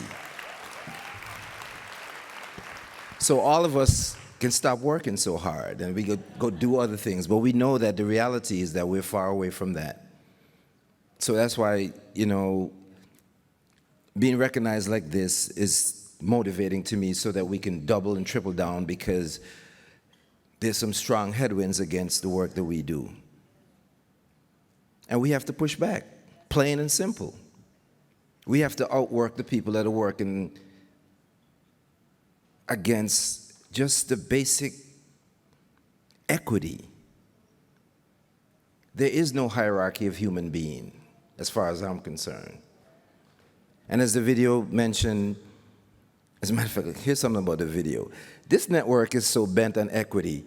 When we did the video, I had 6 people contribute to the video. It was 7 minutes and 27 seconds. So we said, send it in. They kept, no, it has to be less than 5 minutes. So anyway, on ABC's website, the 7-minute version is there, so if you want to see it. So we complied, because equity, when the premise is equity, like, we got to comply. Some of my staff is here, and I'm so gratified to them. Could you please, Ruby and Patricia, I know y'all taping, but stand up, and Mubarak, please stand, the 3 of you, please stand and just be recognized for a moment. Thank you. You know, our entire staff back in Rochester, our volunteers, our board, I'm so grateful for them. And I'm a smart guy. I'm a really smart guy. You know why? Because my wife is here. You know, so my wife, Lorna, 34 years we're working on. She asked me, so how long are you going to do this? And like, that's not a fair question. But again, just thank you. Everybody who's getting one of these awards, they earned it. But you know also, all of you sitting in those chairs could be getting one of these. We know that too. So again, with humility, gratitude, and motivation, we got work to do. Peace.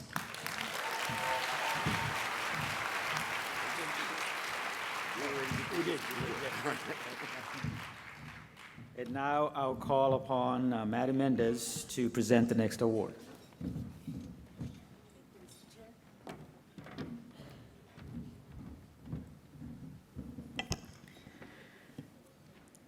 Hi, everyone. I have the pleasure of announcing the National Community Action Volunteer Recognition Award. The award winners are David Hernandez from Community Action Partnership of Madera County, Madera, California, and Pastor John Zayas, Grace and Peace Church, Chicago, Illinois. This award recognizes individuals working hand in hand with Community Action Agency to pursue individual, family, and community-wide solutions to barriers holding families back from success. These individuals have shown outstanding dedication to community action and have made extraordinary contributions to Community Action Agency. David, would you please come up this way?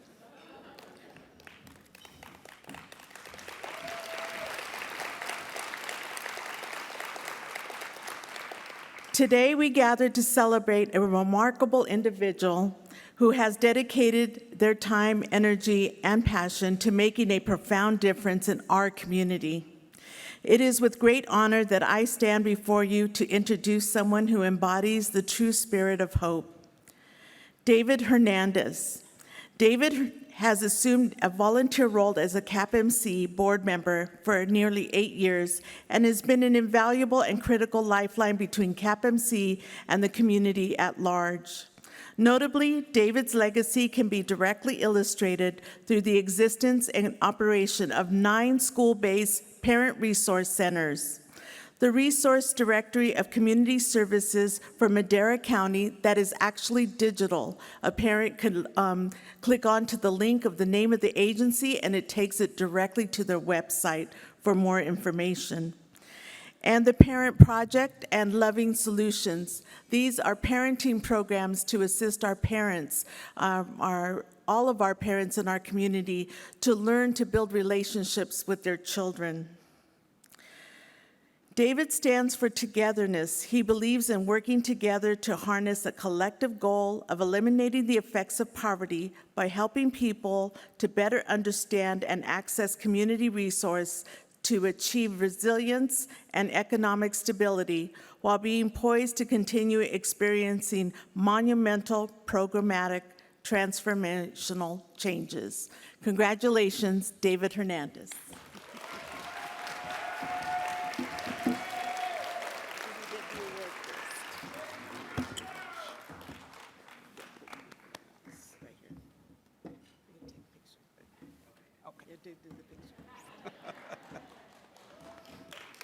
Thank you, Maddie. Coming from you, this is a very special honor because, I mean, literally California is in the house, and then we have our new treasurer.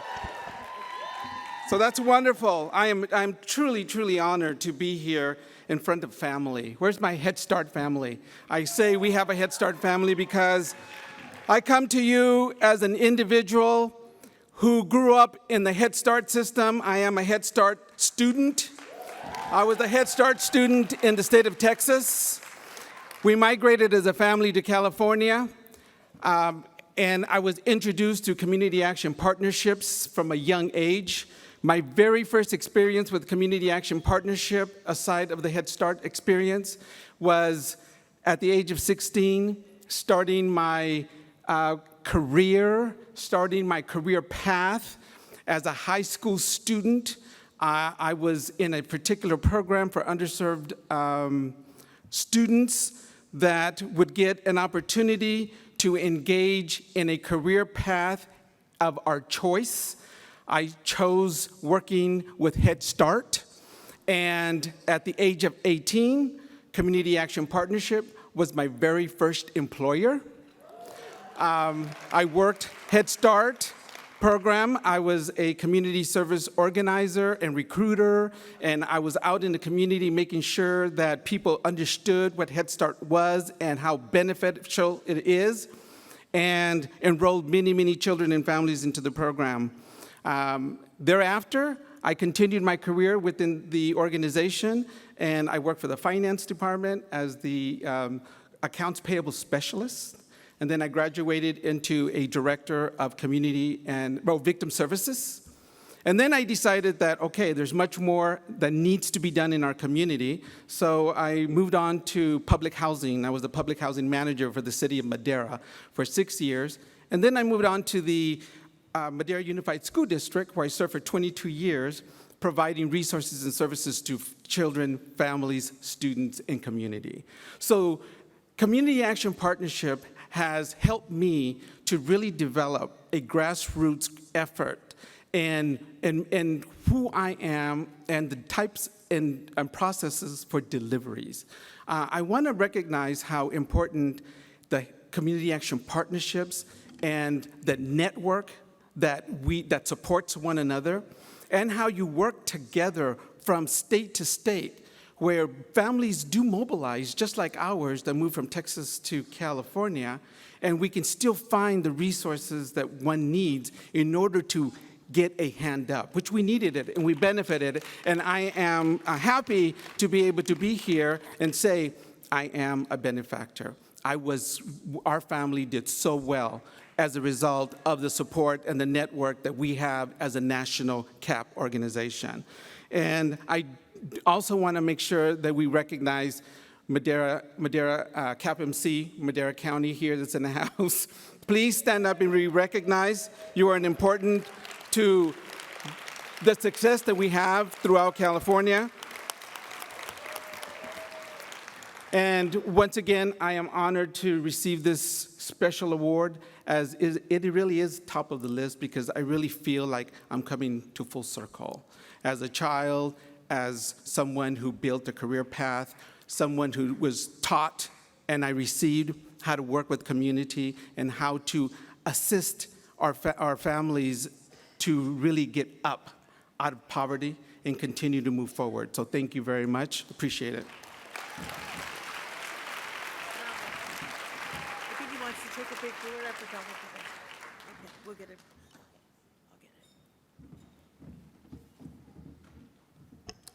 Is Pastor John here? Yes.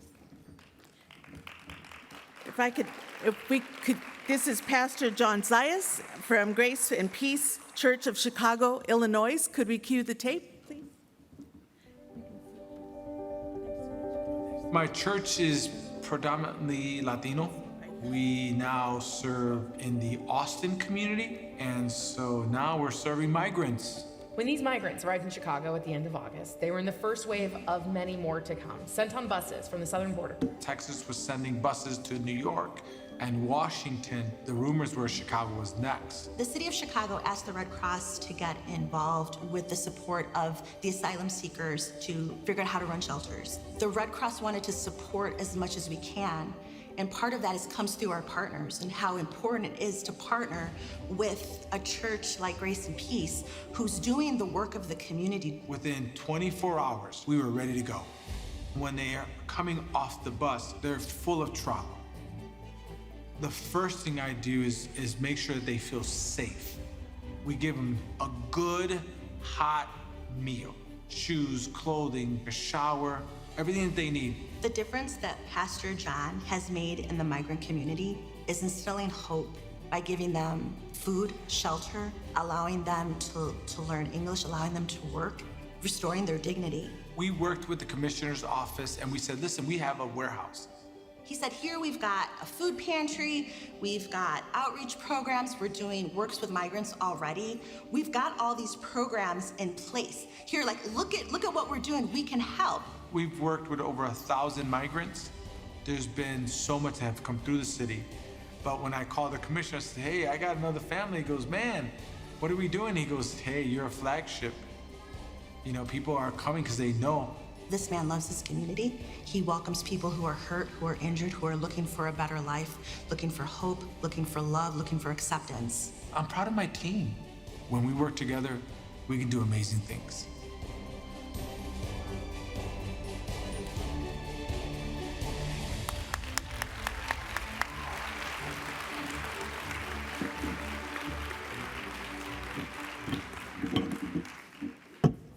Thank you so much. As a minister, they always worry about us taking a long time. So I'm going to make it short and sweet. First, I want to say to my wife who allowed me to come, today is actually her birthday. And so she says, look at this, it's about you and it's my birthday. But she's given me so much in our marriage of 37 years to work together. And amen, you can pray, yes. And being able to do this work, that we do it with honor. But I want to thank those in the Community Action Partnership for honoring me with this National Community Action Volunteer Recognition Award. What this award means to me is that you see the work, you see the effort, you see the sacrifice, and you give us hope to continue to move on. Especially in difficult and hard circumstances, knowing that you're watching and knowing that you're seeing the work brings me hope, brings our team hope to continue to do the work. I want to give thanks again to my wife and my family, my church, and the city of Chicago for trusting us with this effort, for giving us the opportunity to see the marginalized and to see the folks in where they are and that we can do what we are called to do. I also want to give thanks to God, my Savior, Jesus Christ, who has given me the heart of compassion to serve the most marginalized in my community. And the fact that in Scripture where he says, love the Lord your God with all your heart, with all your soul, and with all your mind, that's the first greatest command.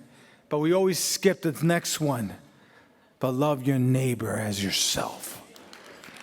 And the fact that we're called to love in the midst of very difficult times. We're called when the buses come. And if they don't come, we're still called to love the neighbor that's the homeless person, the veteran, the person that's on the block. See, love can reach many places. If we carry the banner of love, there's many open doors. My partners in Community Action, when you walk through your community, you carry the light of hope. Shine like you're meant to shine. Walk like you're meant to walk. And deliver hope, because the light that's in you is what our community needs. Thank you so much.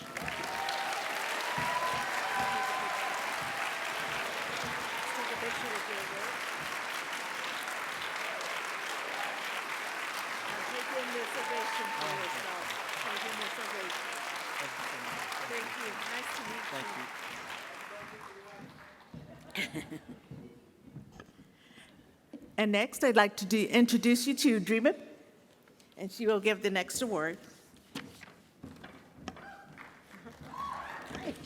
Good evening. It is my pleasure to congratulate the award winners of the National Advocacy Award.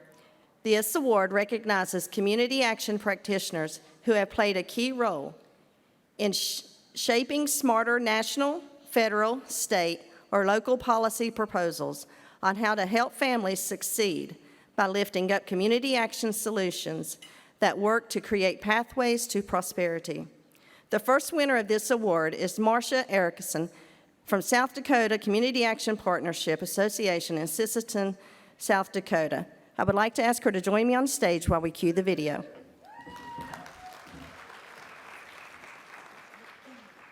Hi, I'm Marcia Erickson, Grow South Dakota CEO. As I reflect on my journey of how I got here, I thought of my humble beginnings. I grew up on a farm in rural South Dakota. I was fortunate to have a safe and secure home and food on the table every day. Living in this environment offered a unique and enriching experience that helped shape my perspectives and my values. My upbringing taught me valuable life skills and the importance of community and home. When I started my career 35 years ago in community action, the reality that not everyone has the basic life necessities helped fuel my determination to help others. My background influenced me to help drive changes and implement programs to benefit communities and individuals. I have been fortunate in my work to be able to support local communities, provide homeownership and business opportunities to build long-term generational wealth, provide emergency and other supportive services, weatherization, and much more that make a positive impact on individuals, families, and communities. People have better health, more secure homes, better places to live because of the work that the Advisory Council does and the importance of the Federal Home Loan Bank, the Affordable Housing Program, and the Community Investment Program. People have advocacy for important causes has been at the heart of my efforts. I have been able to help influence positive change through collective efforts with dedicated individuals, testifying on rural matters to the United States Senate, and engaging in meaningful conversations with leaders. Being involved in organizations such as the National Community Action, Federal Home Loan Bank, National Neighborhoods Association, Rural Local Initiative Support Corporation, and many other local, state, and national groups has given me these opportunities. It is through partnerships that we can truly amplify our impact and create lasting change. Consideration should also be given to simplifying home funding and the Department of Energy Weatherization Assistance Program through regulation reform. These are greatly needed sources of capital for our housing needs, and with small regulation changes, these funding sources could be much more efficient and effective. The USDA 504 program provides direct loans and grants to low-income applicants to repair their homes. Grow South Dakota supports increasing the total funds that can be awarded to households expand the eligibility to grant recipients, and raise the average median income limits. With broader eligibility and higher awards per household, rural residents will have better access to funds needed to repair their substandard homes. At the core of Grow South Dakota lies community action. As our community action promise says, we change people's lives, we give hope, we make our communities a better place. Remembering where you come from and what obstacles you have faced can fuel your commitment to making a positive impact on the lives of others through advocacy and change, and for fighting for what is right. To everyone here, the Community Action Network, keep up the good work and continue to make a difference in the lives of others. I commend you for your efforts. Together, we can continue to create a brighter future for all. Thank you, National Community Action Partnership, for your tireless work in making a difference in the lives of others. Thank you to those that nominated me, the Grow South Dakota team and board of directors, partners and change makers, and for this recognition of the award for national advocacy.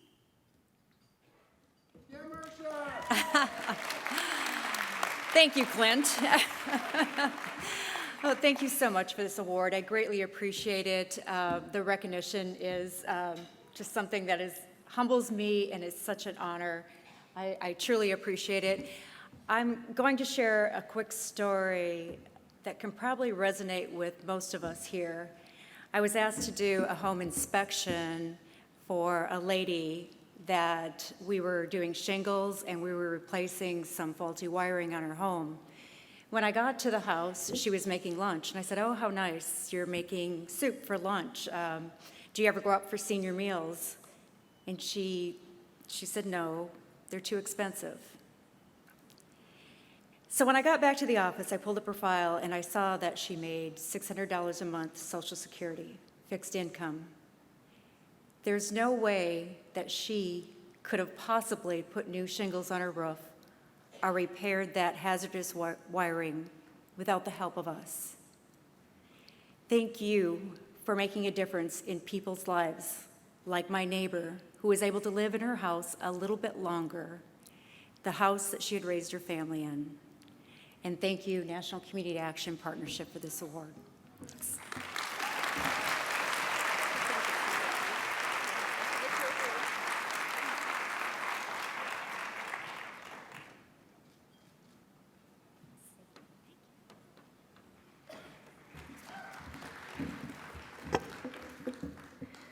The second winner of this award goes to Mark Lowry from the Community Action Partnership of Orange County Incorporated in Garden Grove, California. Please join me on stage while we cue the video. Boxes, we know it's not about cans, it's not about bottles or bags, but it's about people. And the 61 of you working side by side as a team for 2 hours were able to help 1,640 other people.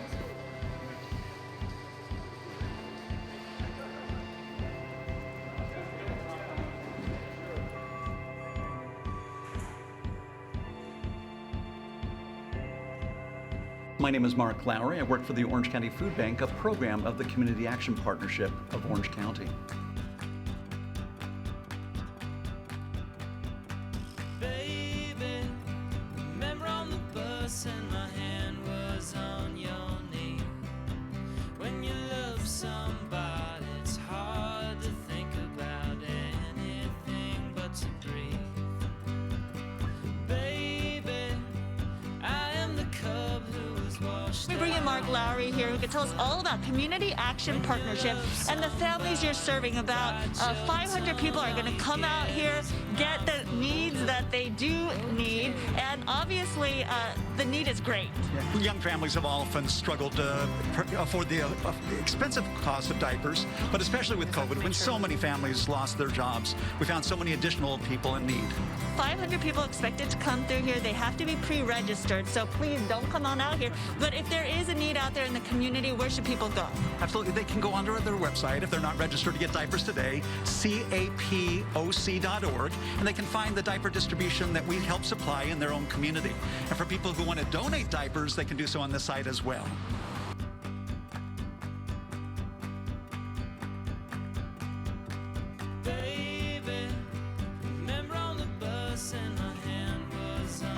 resources, combined with the pandemic's continued financial fallout, also means leaning more heavily on food banks to fill the gaps of what SNAP can't cover.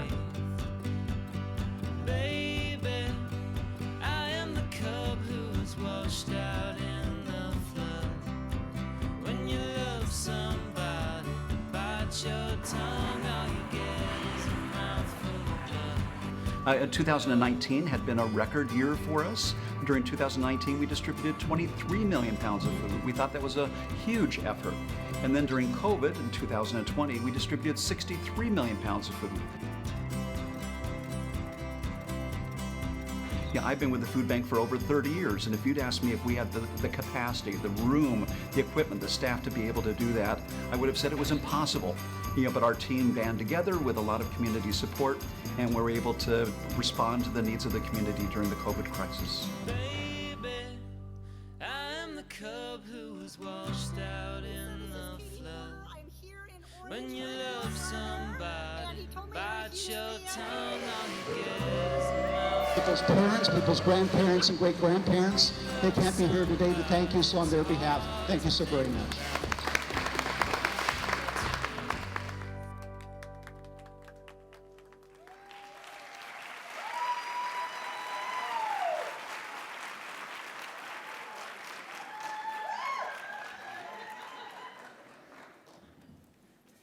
Yeah, thank you very much.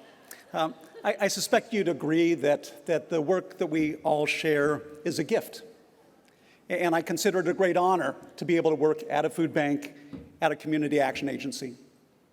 And on an ordinary day, we get to provide food to vulnerable families, helping meet a basic need. But on extraordinary days, we have the potential to impact and affect the lives of the people that we serve. And as proud as I am of that direct service that we provide to people, I know that the work that we do in advocacy can be the most impactful. And even though I spend only a small percentage of my time on advocacy, I know that it provides the greatest return on investment. And we follow the lead of our state and national partners. And on challenging times, we're pushing back on regressive proposals to remove or reduce access to nutrition programs. But on better times, we're working to expand and improve those same nutrition programs. And I've had some proud advocacy accomplishments that have been collaborative efforts over time, growing the commodity supplemental food program into a national program serving seniors. We've had some successes securing legislative sponsors for budget requests, returning several $100 million to food banks in the state of California. And as you saw in the video, we received some state funding to establish a diaper bank in Orange County that has distributed 33 million diapers in the last 3 years. So my business card says food bank director, but it could just as easily say relationship manager, because we work to establish and nurture relationships with our elected officials to help shape public policy. So on ordinary days, we inform and educate. We dispel myths and misinformation, but on our best days, we have the potential to impact minds and hearts and votes. So thank you very much for recognizing the work of all advocates. Uh-oh.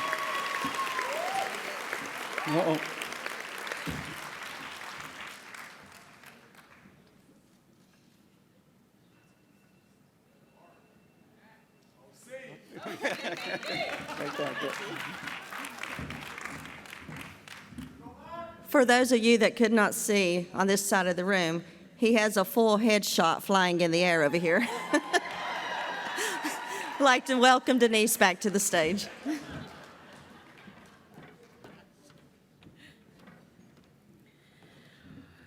Congratulations, Mark and Marcia, two just fantastic advocates for the families and the communities you serve. Congratulations. The next award is the Promise in Action Award. This is going to go to two agencies that we often turn to at the partnership when we need expertise in specific areas, when we talk about innovation and technology, we talk about macro level change, serving rural and urban communities. This award recognizes agencies that have diligently been caring for their entire community and remain dedicated to helping people help themselves and each other. These agencies are continuing to build resilient communities that are not only more sustainable, but also transformative and just. Our first winner this evening is KCEOC, Community Action Partnership in Gray, Kentucky. Paul Dole, will you please join me on the stage while we play the video? U.S. News and World Report labeled southeastern Kentucky, more specifically Knox County, as one of the driest educational deserts in the country. And we took that personally. We didn't like the label, we didn't like what it meant for our community, and we decided to take some action. We know that the best way to give someone a chance to change their lives is to provide them with the education they need. While there is a private four-year college in our area, there was never an accessible vocational and technical school or community college within 35 miles. KCOC has a strong workforce and economic development program, and our focus has been to address the root causes of poverty so that we can break those cycles permanently. We saw that the problem was twofold. There just wasn't a lot of good jobs available, and industries avoided our area because of the lack of skilled workforce.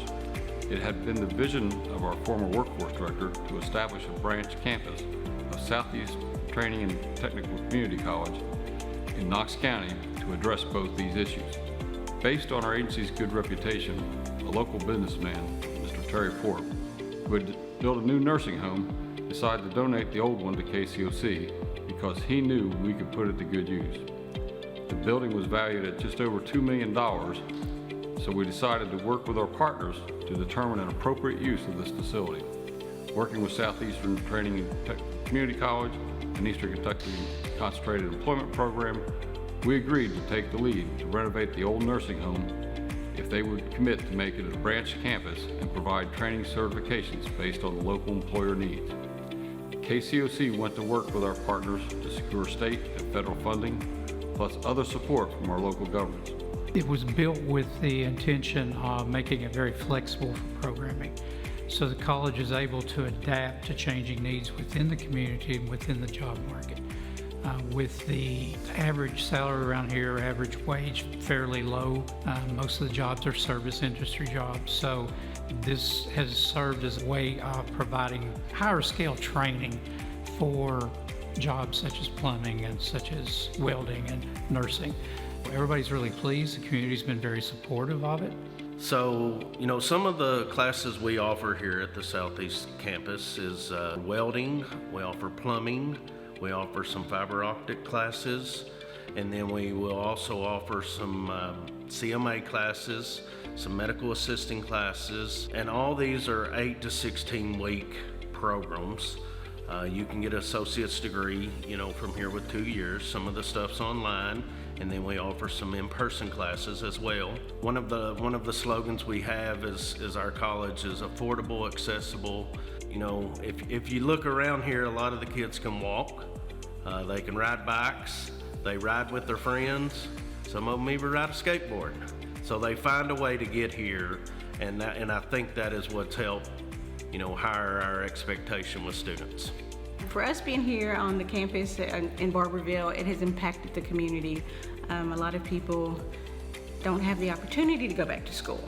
And so this has opened up a wide door for a lot of individuals to come, and they're excited. They're excited to see something new and to where they know they can get a quick fix degree and go in and start working. You know, everybody's not meant to take a 4-year degree. And so this has opened up doors to where people can get a 2-year degree, go to work, and ready to roll. It's just so convenient for me to be able to get not only a good education, but get it here and be somewhere where I feel like I'm where I'm supposed to be. So once the campus had came to Barberville, that motivated me more to get back into school because I was able to, like, hey, child care is home, you know, family's here, you know, I wouldn't have to drive 30 minutes, 45 minutes to get my kids somewhere, you know, stable-wise, because, you know, school was all the way in Millsboro. We never had a campus here in Barberville. I live about 10 minutes away, and this campus being here is a lot easier to access. If it was 30 or 40 miles down the road, it'd be a lot harder to do. You know, a lot of people that are coming back to school now to do a trade or mid-20s and 30s, and they have families and they can't leave them for that amount of time. And it's an excellent source to learn from here in a local area. While it took a few years to get all the funding and complete the renovation, it is another major accomplishment in KCOC Community Action Partnership's commitment to put our mission in action. We are dedicated to recognizing human potential, improving communities, and creating opportunities for change.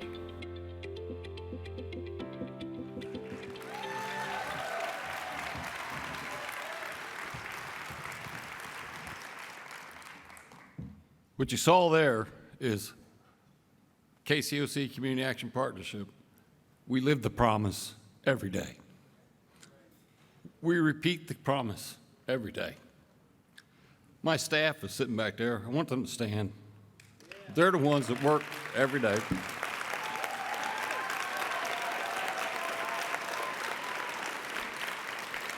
Now, I want you to know that through the whole conference, they've permanently nailed down those tables back there, because and if I need to find them, that's where they're at, back there in the corner.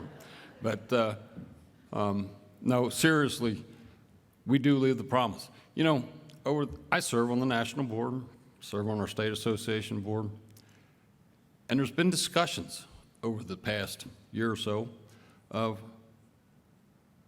do we really address the issues of poverty? Can we really solve, help people get out of poverty? It's become a serious discussion. But programs like you just saw, that's what gets people out of poverty. You know. Those plumbers are going to earn $30, $40, $50 an hour jobs. You know, the nurses earn $100,000 a year. You know, and we're going to get them trained to do that. Yes, we have to provide the services of food services and emergency services and LIHEAP and all that, but as a community action agency, we have to address the causes of poverty. People need the education to get a good job.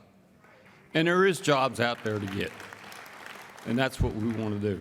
Now, I also serve on the NCAP Commission, which we have Tawny, who tells me everything I need to say and do, which works real well. My staff does a pretty good job with that, too. So I'm going to finish up with the last bit, what they had to say. It says, one thing about KCOC is that we don't understand what the word impossible means. We do the impossible every day like it's our job, because it is. I am so proud of our agency and of all of our employees that live and breathe the community action promise. Thank you.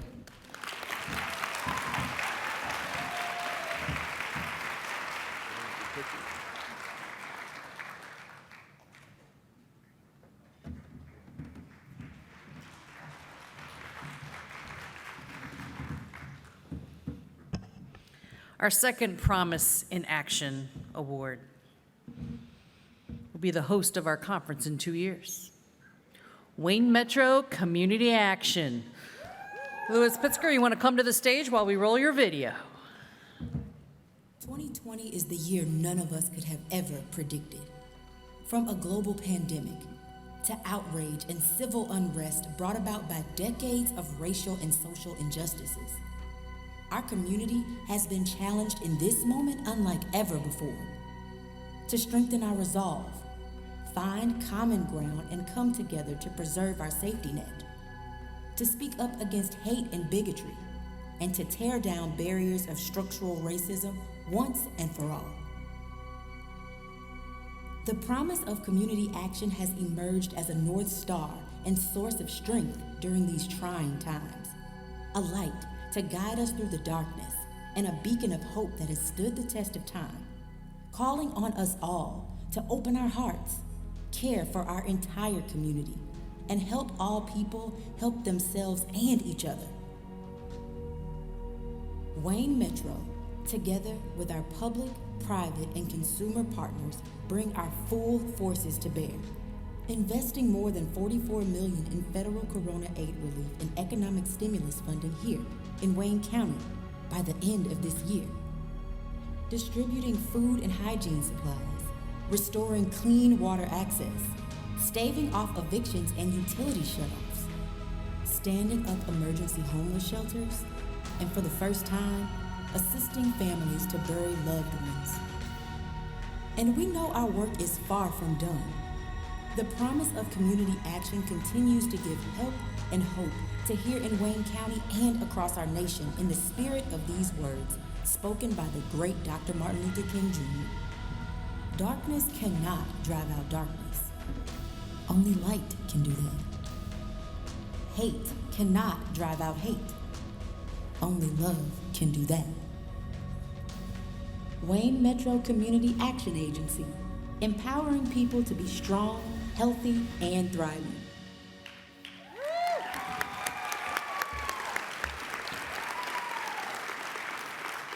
Thank you, thank you.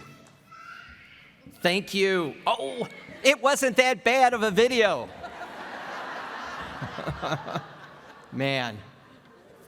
And also just thank all of you for still being here towards the end of the program. We've had a long day, haven't we?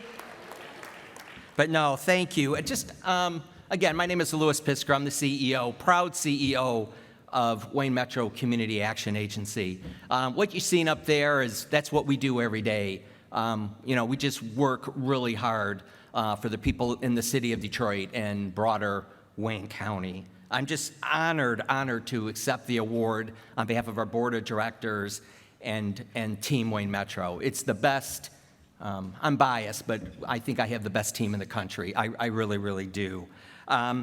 Also, just thanks, Denise, for just in the partnership, for just all the confidence you have in us and how much you give back to us and how much we deliver. So just a big shout out to Denise and her team. It's not about me, it's about the team, it's about the people that do the work every day. I just want to shout out real quickly my number 2, Mia Harno. So why don't you just stand up, Mia? Mia, just stand up real quick. Mia's Chief Operating Officer at the agency. We're from Detroit, so Mia runs on high octane. She's the fuel that gets us there very, very fast. Thank you, Mia. I couldn't do it without you. Since the pandemic, that video was a pandemic, as you could tell with all the masks, a pandemic-inspired video. We just experienced just tremendous growth. Prior to the pandemic, we were about $50 million budget. We were a fairly large community action agency. Last year, our revenues topped over $300 million. Our staff ballooned up to about 1,000. Just to respond to the needs in Wayne County and the city of Detroit. And that's why I'm just so proud to be up here and accept the award. Proud of the team. I'm proud of the hard work we do. And we continue to treat everybody every day that comes through our doors with dignity and respect. And I think that's what we have to do to be successful. So thank you all for this recognition. Really, really appreciate it. And I hope to see each and every one of you in 2025 in the beautiful city of Detroit. You all coming? You got to come to Detroit, man. You don't know what you're missing. City, I don't know how long if you haven't been to Detroit in a while, it has totally changed. It is totally different. It's the comeback city in America. And I hope to see everybody there in 2025. Thank you and God bless you.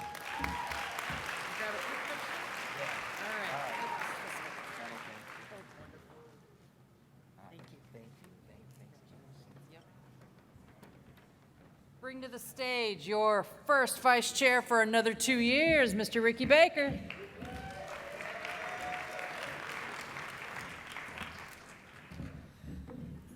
Well, this evening you've heard a lot of great programs and initiatives that are undertaken throughout our communities across this great land. And I have the pleasure of introducing the award winners for the National Community Action Partnership Corporate Partnership Award. Our award winners are Applied Energy Products and Sales from Canton, Ohio, and First Financial Bank, Crown Point, Indiana. This award recognizes corporations or businesses that have exhibited a long-term commitment to supporting community action or working directly to impact economic growth and increase opportunity for children and families in their community, state, region, or nation. Our first winner is Applied Energy Products and Sales, and I'm going to ask Dave and Sean Hackle to please come forward to the stage. Applied Energy Products and Sales was founded in 1982 by Dave Hackle out of a garage in a small duplex in Wooster, Ohio. Weatherization was relatively new, and Dave saw that agencies were having a hard time gathering the materials needed to implement the Weatherization Assistance Program. So Dave and his pickup truck went about gathering materials and delivering them to the agencies as often as needed. It's been quite a while since the days of an overloaded pickup truck squatting till the shocks bottomed out, delivering to the agencies, but persist they do. It's been over 40 years, and Applied Energy Products stands humbled to be called a partner in the Weatherization Assistance Program and Community Action. Applied Energy Products thanks you and will remain your number one go-to for materials for Weatherization Assistance Program for many years to come. The 2023 award winner, first award winner, is Applied Energy Products and Sales.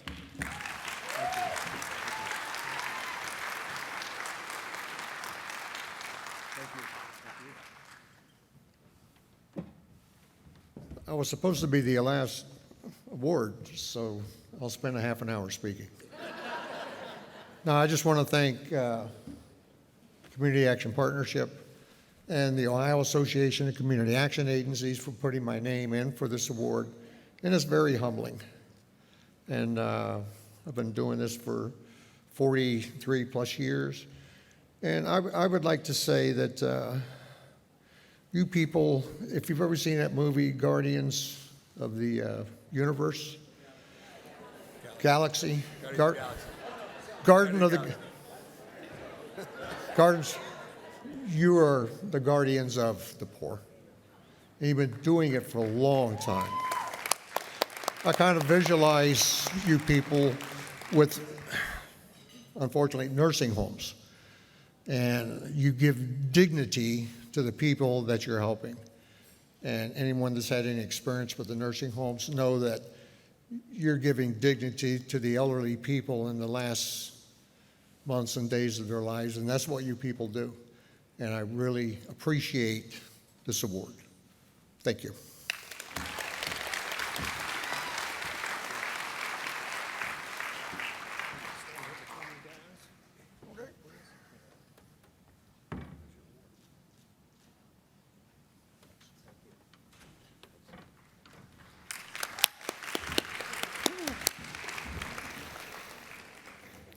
Our second award winner is First Financial Bank, and I'm going to ask Rodell McCullough to please come to the stage as we cue up the video.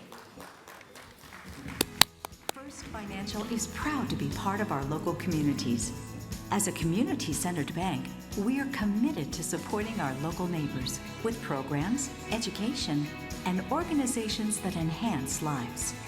We believe there's always an opportunity to help others succeed.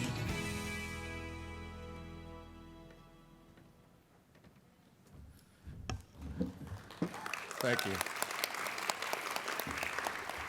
I see why they have the corporations last, because we get a chance to see all the inspiring work that you all do. I think when I grow up, I want to be just like you all, because you guys are having a tremendous impact. And I knew that from the work that we do and partnering with the various community action agencies that we do. But tonight, it really came to life for me. So thank you.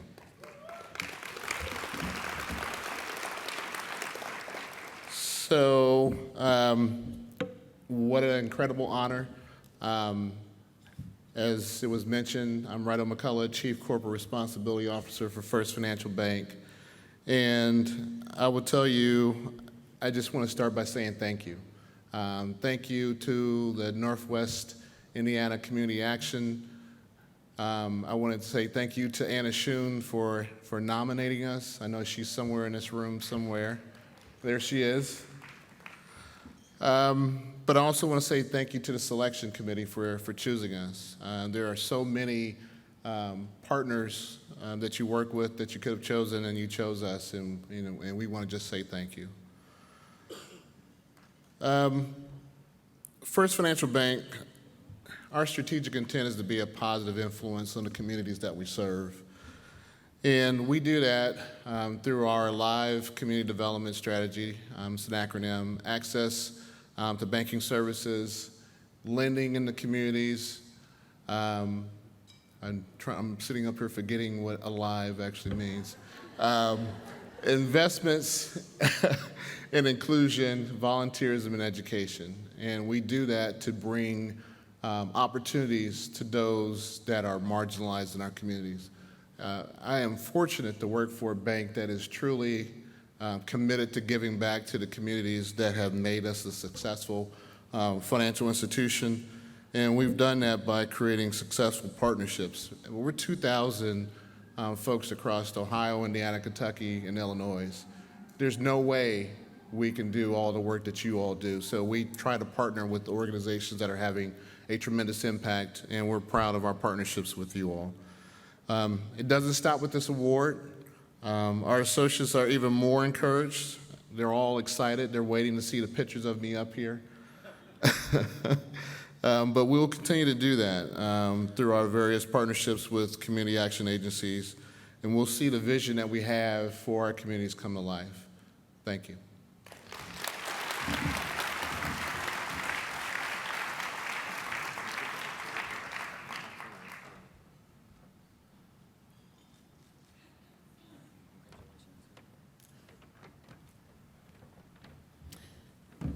And next, help me welcome back up Miss Denise Harlow.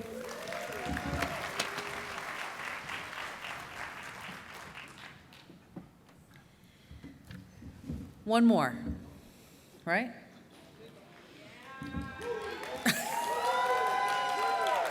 Let me tell you about this one. This is a new award. This is the Community Action Reacts and Responds Award. It recognizes local agencies that mobilize quickly and effectively to respond to the unexpected emergency situations or public health crises, such as mass shootings. Uvalde. The Community Council of South Central Texas was there. They responded. They loved their community during one of the darkest moments of the community's life. Bobby Dykey is the executive director. I'm going to bring him up here to the stage. And we're going to show you the video, and let's give Community Council of South Central Texas a little bit of that love back.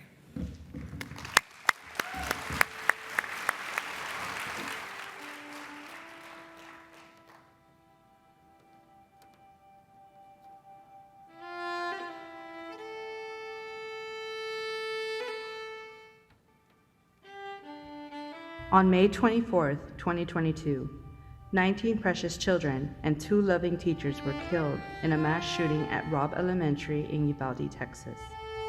As the news of the tragedy spread across the world, everyone hurt for the small town of Uvalde, a town that would never be the same. In the midst of such tragic loss, community action was in the ready to bring hope to a community in dire need. This is how community action responds.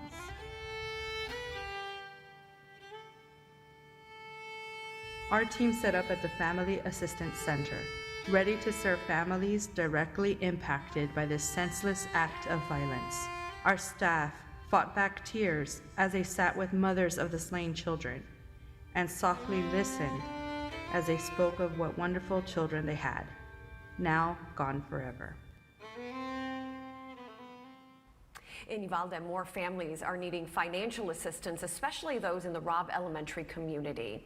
Many families asking for help haven't been in a crisis situation before. The Community Council of South Central Texas has the ability to help families almost immediately, thanks to resources from the Texas Department of Housing and Community Affairs. Our responsibility is to respond to disasters and tragedies. This is unlike what we have seen before, but we know when these tragedies occur, it's our job to step up. We provided urgent necessities to families such as gift cards for food, personal items, fuel, utility assistance. Just simply trying our best to remove small obstacles from the healing journey ahead. Our staff was ready to serve all Robb Elementary families. 26 team members from surrounding counties rotated in and out of Uvalde to ensure efficiency, from receptionists to HR to weatherization to our executive director. Everyone put in time to make sure we succeeded in our mission to provide hope. We teamed up to provide books of comfort and healing to all ages of Uvalde students with the help from a national book drive. We provided a safe and fun experience for visiting children.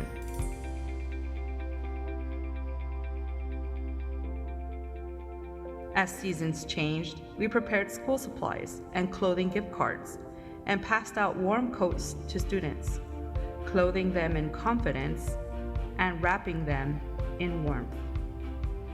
The team effort was incredible. However, the constant heartbreak of the matter was taking an emotional toll. We took time for our own healing as well and shared in team building through art therapy, where we could spend quality time and reflect on the efforts behind us. We even got some words of encouragement from our CAP state and national leaders. As Uvalde students prepared to enter a new school year, we rallied to show support. Together, we stood as a testament to the strength of the human spirit, shining a light on one of the darkest moments of our history, with a promise for a brighter future, a promise forever linked by our shared commitment to the spirit of hope.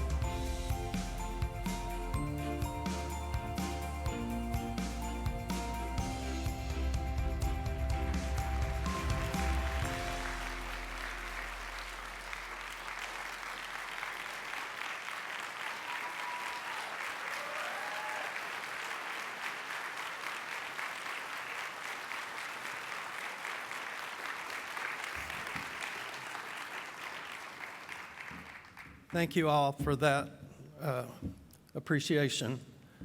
I want to start by saying on behalf of our board of directors, our management team, and our staff, thank you to the NCAP board, Denise, and all of y'all's staff for this award. I want to also pause and thank Denise and Amanda Shelton, our state executive director, for taking time out of their busy schedule when our team needed to recharge.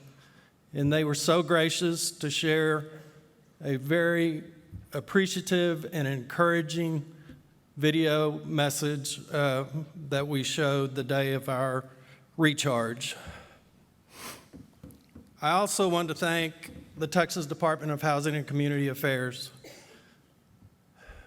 They're our funding source, but through this process, they were our partner. They provided the CSBG discretionary money that allowed us to go to the extent that we went to serve this community. This award is appropriately named. As you can imagine, the initial reaction was great emotion for our Uvalde and surrounding county staff, who were deeply affected by this tragedy. But then we had a very short time to get prepared to respond to the needs of the Robb Elementary families. You see, the tragic shooting was on May 24th, and on May 27th, the FBI's Victims Family Center opened, and CCSCT was there to begin services along with all of the other agencies. So you see, within a short 3-day period, our agency worked together to make this happen.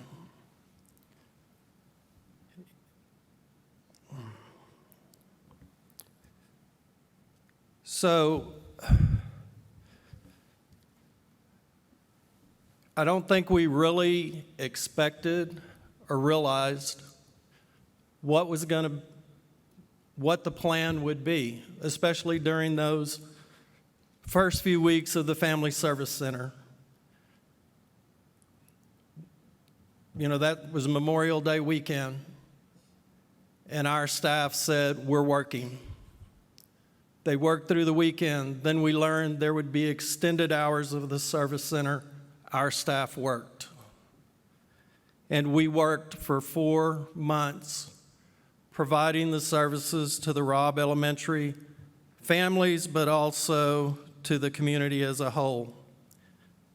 And today, our Uvalde city, our field offices located in Uvalde continue to serve that community on a daily basis.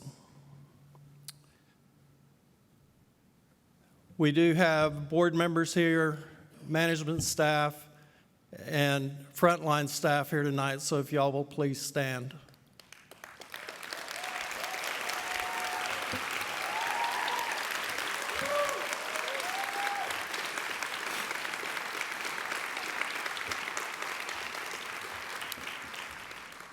You know, I don't necessarily ever have the words to express my appreciation for our agency,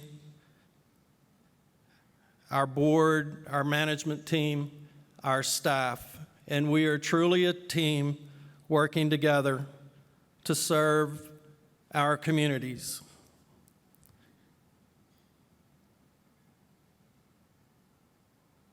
And they just stepped up during this time when immense emotion was around us, but they powered through and they met every challenge.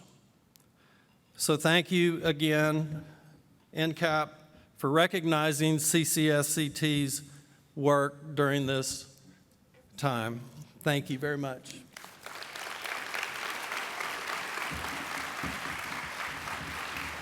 did a great job. I know that had to be hard. Yeah.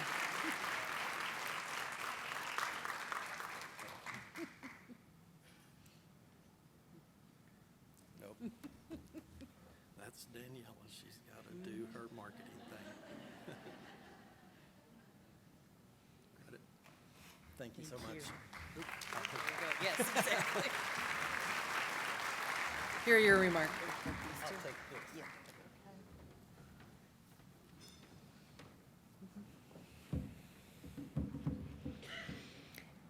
Wow, right?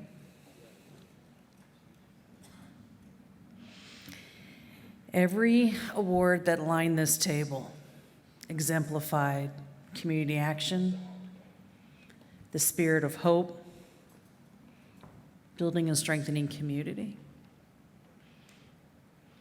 The stories are beautiful, the stories are heartbreaking, but the stories are community action. We are blessed to be able to do this work. We're blessed to be in this room here tonight with one another. Thank you for everything you do every day. I'm going to turn the microphone over to Delitzo, and have a good rest of your evening. Delitzo?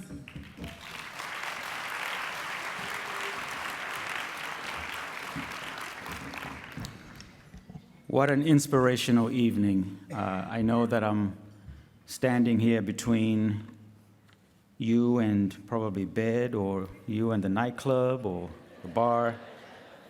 But I'll try my best to get us out of here in the next 5 minutes. Let me begin by, again, thanking you all who speak out for social justice. Thank you for echoing the cries you hear from those whom we serve and fight for with compassion, commitment, and courage every day. We have been gathered here in Atlanta because the time has come for us to loudly speak out and reject poverty as a standard statistical indicator of life. We have an opportunity to effectively reduce poverty in this nation and in this world. We are indeed blessed when we are the ones who have been bestowed with the awesome task of assisting the least of these, our brothers and sisters, come out of the dredges of poverty into a life of dignity, self-worth, and inclusion. We are indeed blessed to speak out for the powerless and voiceless. As you know, our actions on this earth will be judged not based on what we accomplished for ourselves or the powerful, but what we have accomplished for those whom society has marginalized because of economic, social, and political reasons. Even though poverty has been around since biblical times, it is a condition which is created and sustained by mankind. Therefore, its eradication and amelioration can only be done through the actions of mankind. I am reminded of why we are all part of this community action movement. Ours is a calling to improve and change the human condition for the better. As former President Obama once stated in one of his speeches, we are the ones we have been waiting for. It is now our time to roll up our sleeves and do what we do best, and that is helping people and changing lives. Thank you to my fellow board members for bringing passion, conviction, exemplary, and adaptive leadership to the board. I continue to learn from all of you. Thank you to all the member agencies and partners for all that you do in fighting poverty and in supporting this great and august organization. Thank you, Denise Harlow, our national CEO, and your amazing staff for all that you do in serving this great network of organizations engaged in the war against poverty. Community action and the philosophy which undergirds it did not magically appear on the American landscape out of whole cloth. Our network of community action agencies is the continuation of a struggle for freedom through community empowerment that has existed since poverty, slavery, and indifference arrived on these shores. I am privileged to be part of this precious and ancient spirit encased in the modern soldiers fighting the war on poverty. As I prepare to serve my second and last term as your chair, and as the dawn of the 60th anniversary of our founding is upon us, I'm excited at the prospect of the Poor People's Revolution to inject their issues into the public's agenda. We've already started to have discussions to bring back the dialogues on poverty that we used to have in the 1990s and in the 2000s.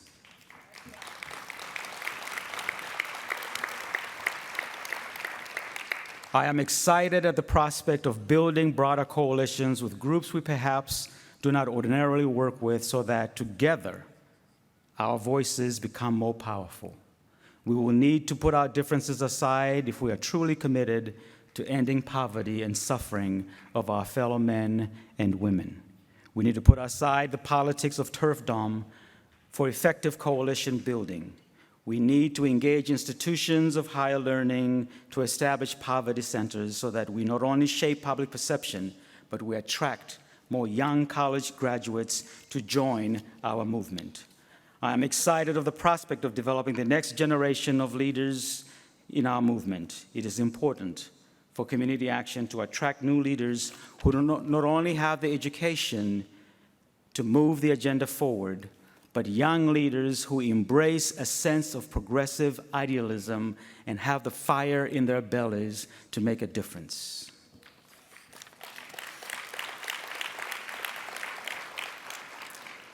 In closing, I ask that you please stand up for social justice. Stand up for economic justice.